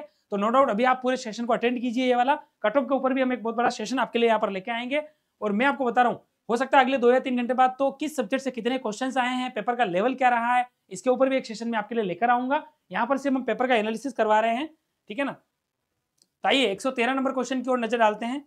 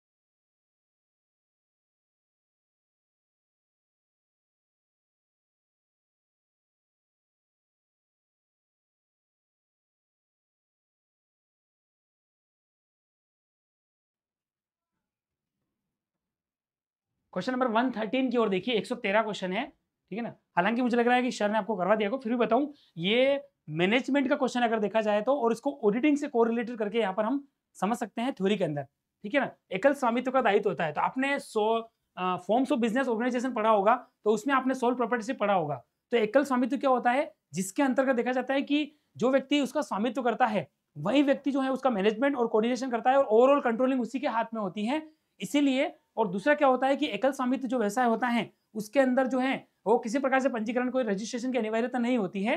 तो यहाँ पर आपको ध्यान रखना है कि यहाँ पर फॉर्म अलग यानी कि एकल स्वामित्व अलग और व्यवसाय अलग नहीं होते हैं, बल्कि वही स्वामी के रूप में होते हैं। इसीलिए इसका दायित्व जो है वो असीमित होता है। कौन सा दायित्व होता है इसका?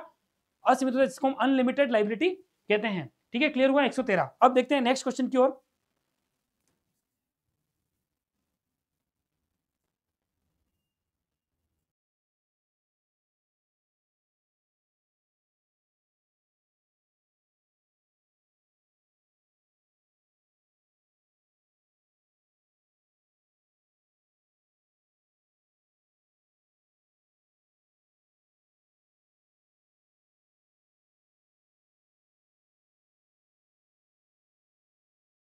क्वेश्चन नंबर 114 आपके सामने स्क्रीन पर ऑडिटिंग का क्वेश्चन है, ठीक है।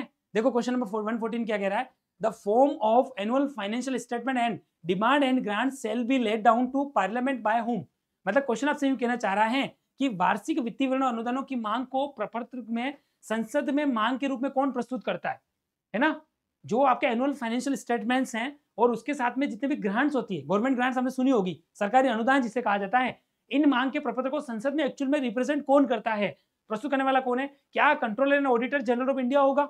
सेक्शन 148 से 150 तक आपने पढ़ा होगा, हमारा इंडियन कॉन्स्टिट्यूशन जो है उसके सेक्शन बोलते हैं। तो क्या उसके अनुसार के की जिम्मेदारी होगी, यानी कि भारत के नियंत्रक और महालेखा परीक्षक की।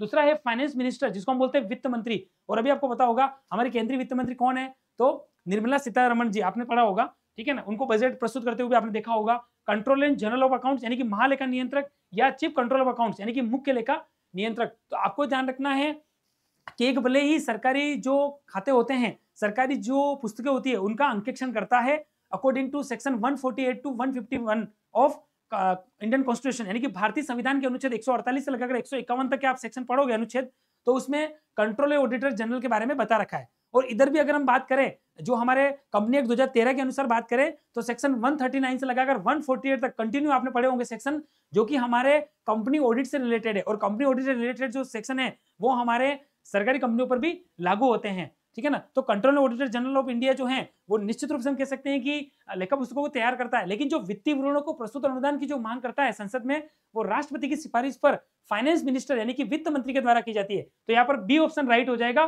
फाइनेंस मिनिस्टर, ठीक है, याद रखना आपको, ठीक है ना। वित्त मंत्री यहाँ पर जो है वो सही ऑप्शन यहाँ पर हो जाएगा, ठीक है ना। तो B is the right answer, आपको ये ध्यान रखना है, यहाँ पर फाइनेंस मिनिस्टर जो है वो एक्चुअल में हमारा आंसर हो जाएंगे। तो B is the right answer, ठीक है ना। 2 क्वेश्चन हो गए। अब चलते हैं क्वेश्चन, नेक्स्ट क्वेश्चन ऑडिटिंग की ओर, जो है हमारा क्वेश्चन नंबर 122।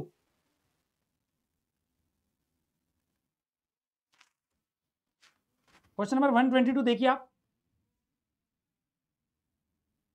ये रहा क्वेश्चन नंबर 122 आपके सामने स्क्रीन पर।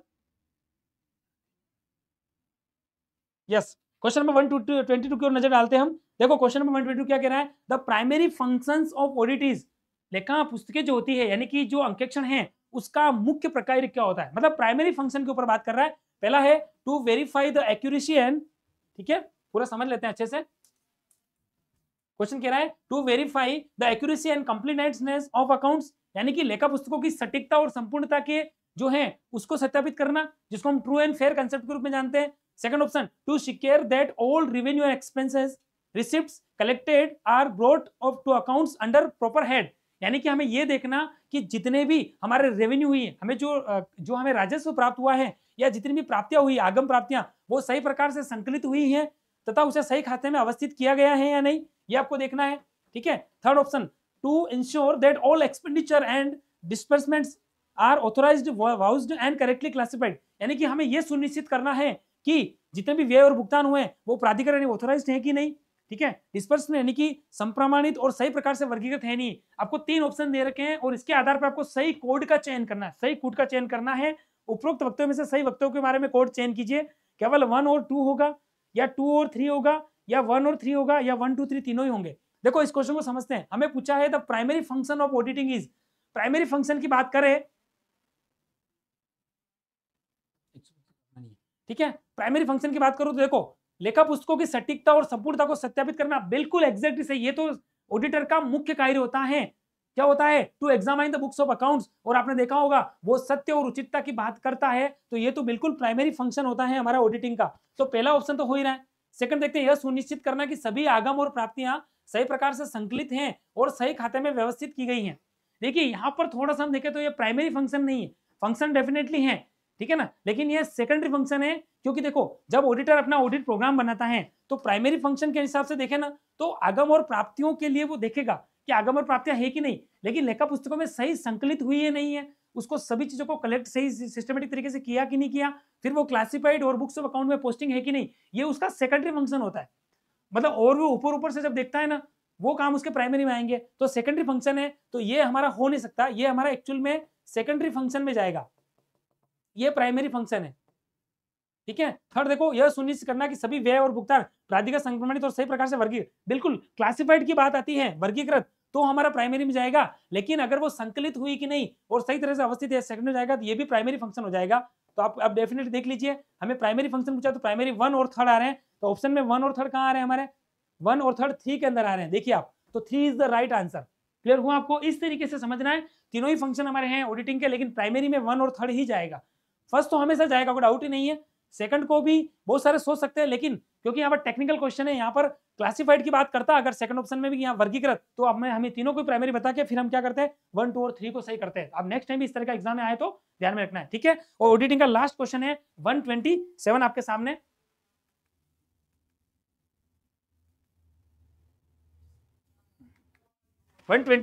लास्ट क्वेश्चन है ऑडिटिंग का, आइए देख लेते हैं।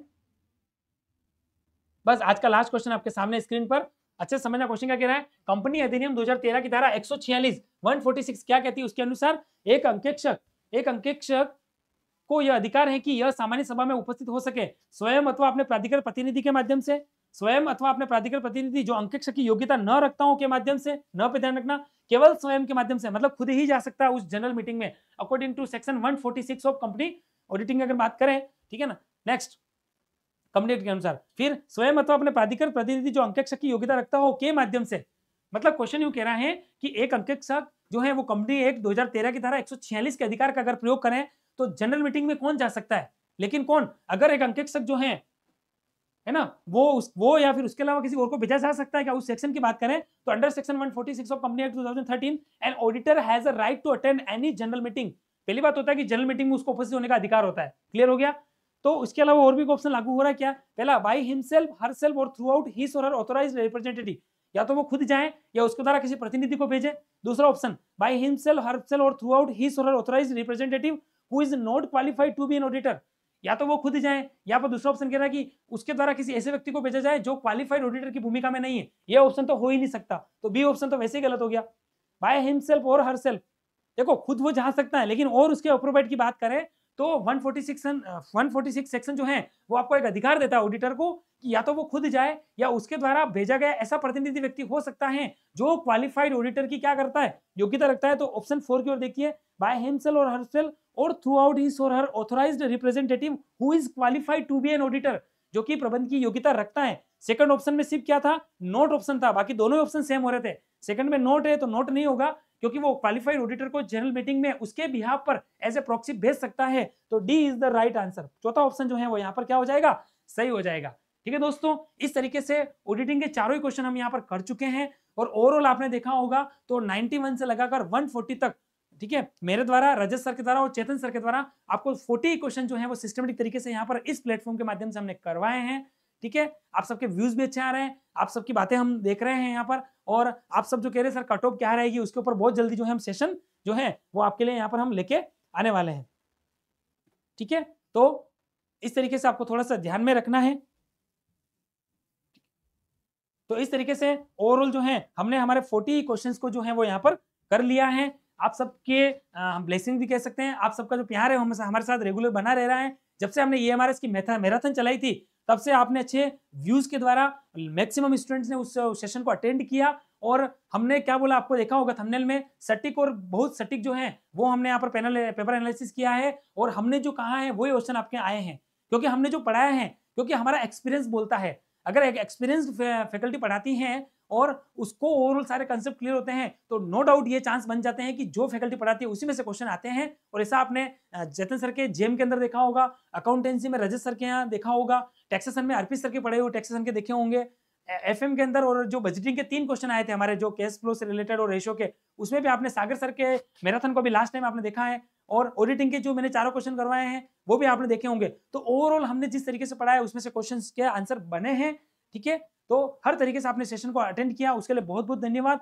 और आपको मैं बता दूं, आप सर, क्योंकि ये हमारे ऑल इंडिया से स्टूडेंट जुड़े हुए हैं, तो अगर आप लोग अभी भी और कोई तैयारी कर रहे हैं जिसके अंदर जैसे स्टैटिस्टिकल ऑफिसर हो गया, जूनियर अकाउंटेंट हो गया, आरपीएससी फर्स्ट ग्रेड की होगी तैयारी हो गई, ठीक है, या एमपी के अंदर कोई आप कोर्सेज की तैयारी कर रहे हैं, टैक्सेशन असिस्टेंट हो गया, या यूपीपीएससी ऑडिटर का हो गया, या कोई भी एग्जाम जिसकी अगर आप तैयारी कर रहे हैं और इस प्लेटफॉर्म के माध्यम से अगर आप हमें देख रहे हैं, तो हम आपके लिए आरपीएससी अड्डा एक बहुत ही बड़ा, कह सकते हो कि बिग जो है आपके लिए एक सेल अनाउंसमेंट लेके आए हैं, और वो है 25 दिसंबर से, यानी कि आज से लगाकर 5 जनवरी तक ये हमारा जो है वो बिग सेल का जो है वो एक ऑफर रहने वाला है, जिसके अंदर आरपीएससी अड्डा के ऐप पर उपलब्ध किसी भी कोर्सेज को अगर आप परचेस करते हैं, मतलब सारे कोर्स यहाँ पर कवर हो रहे हैं, तो मात्र 1999 के अंदर हम यहाँ पर दे रहे हैं।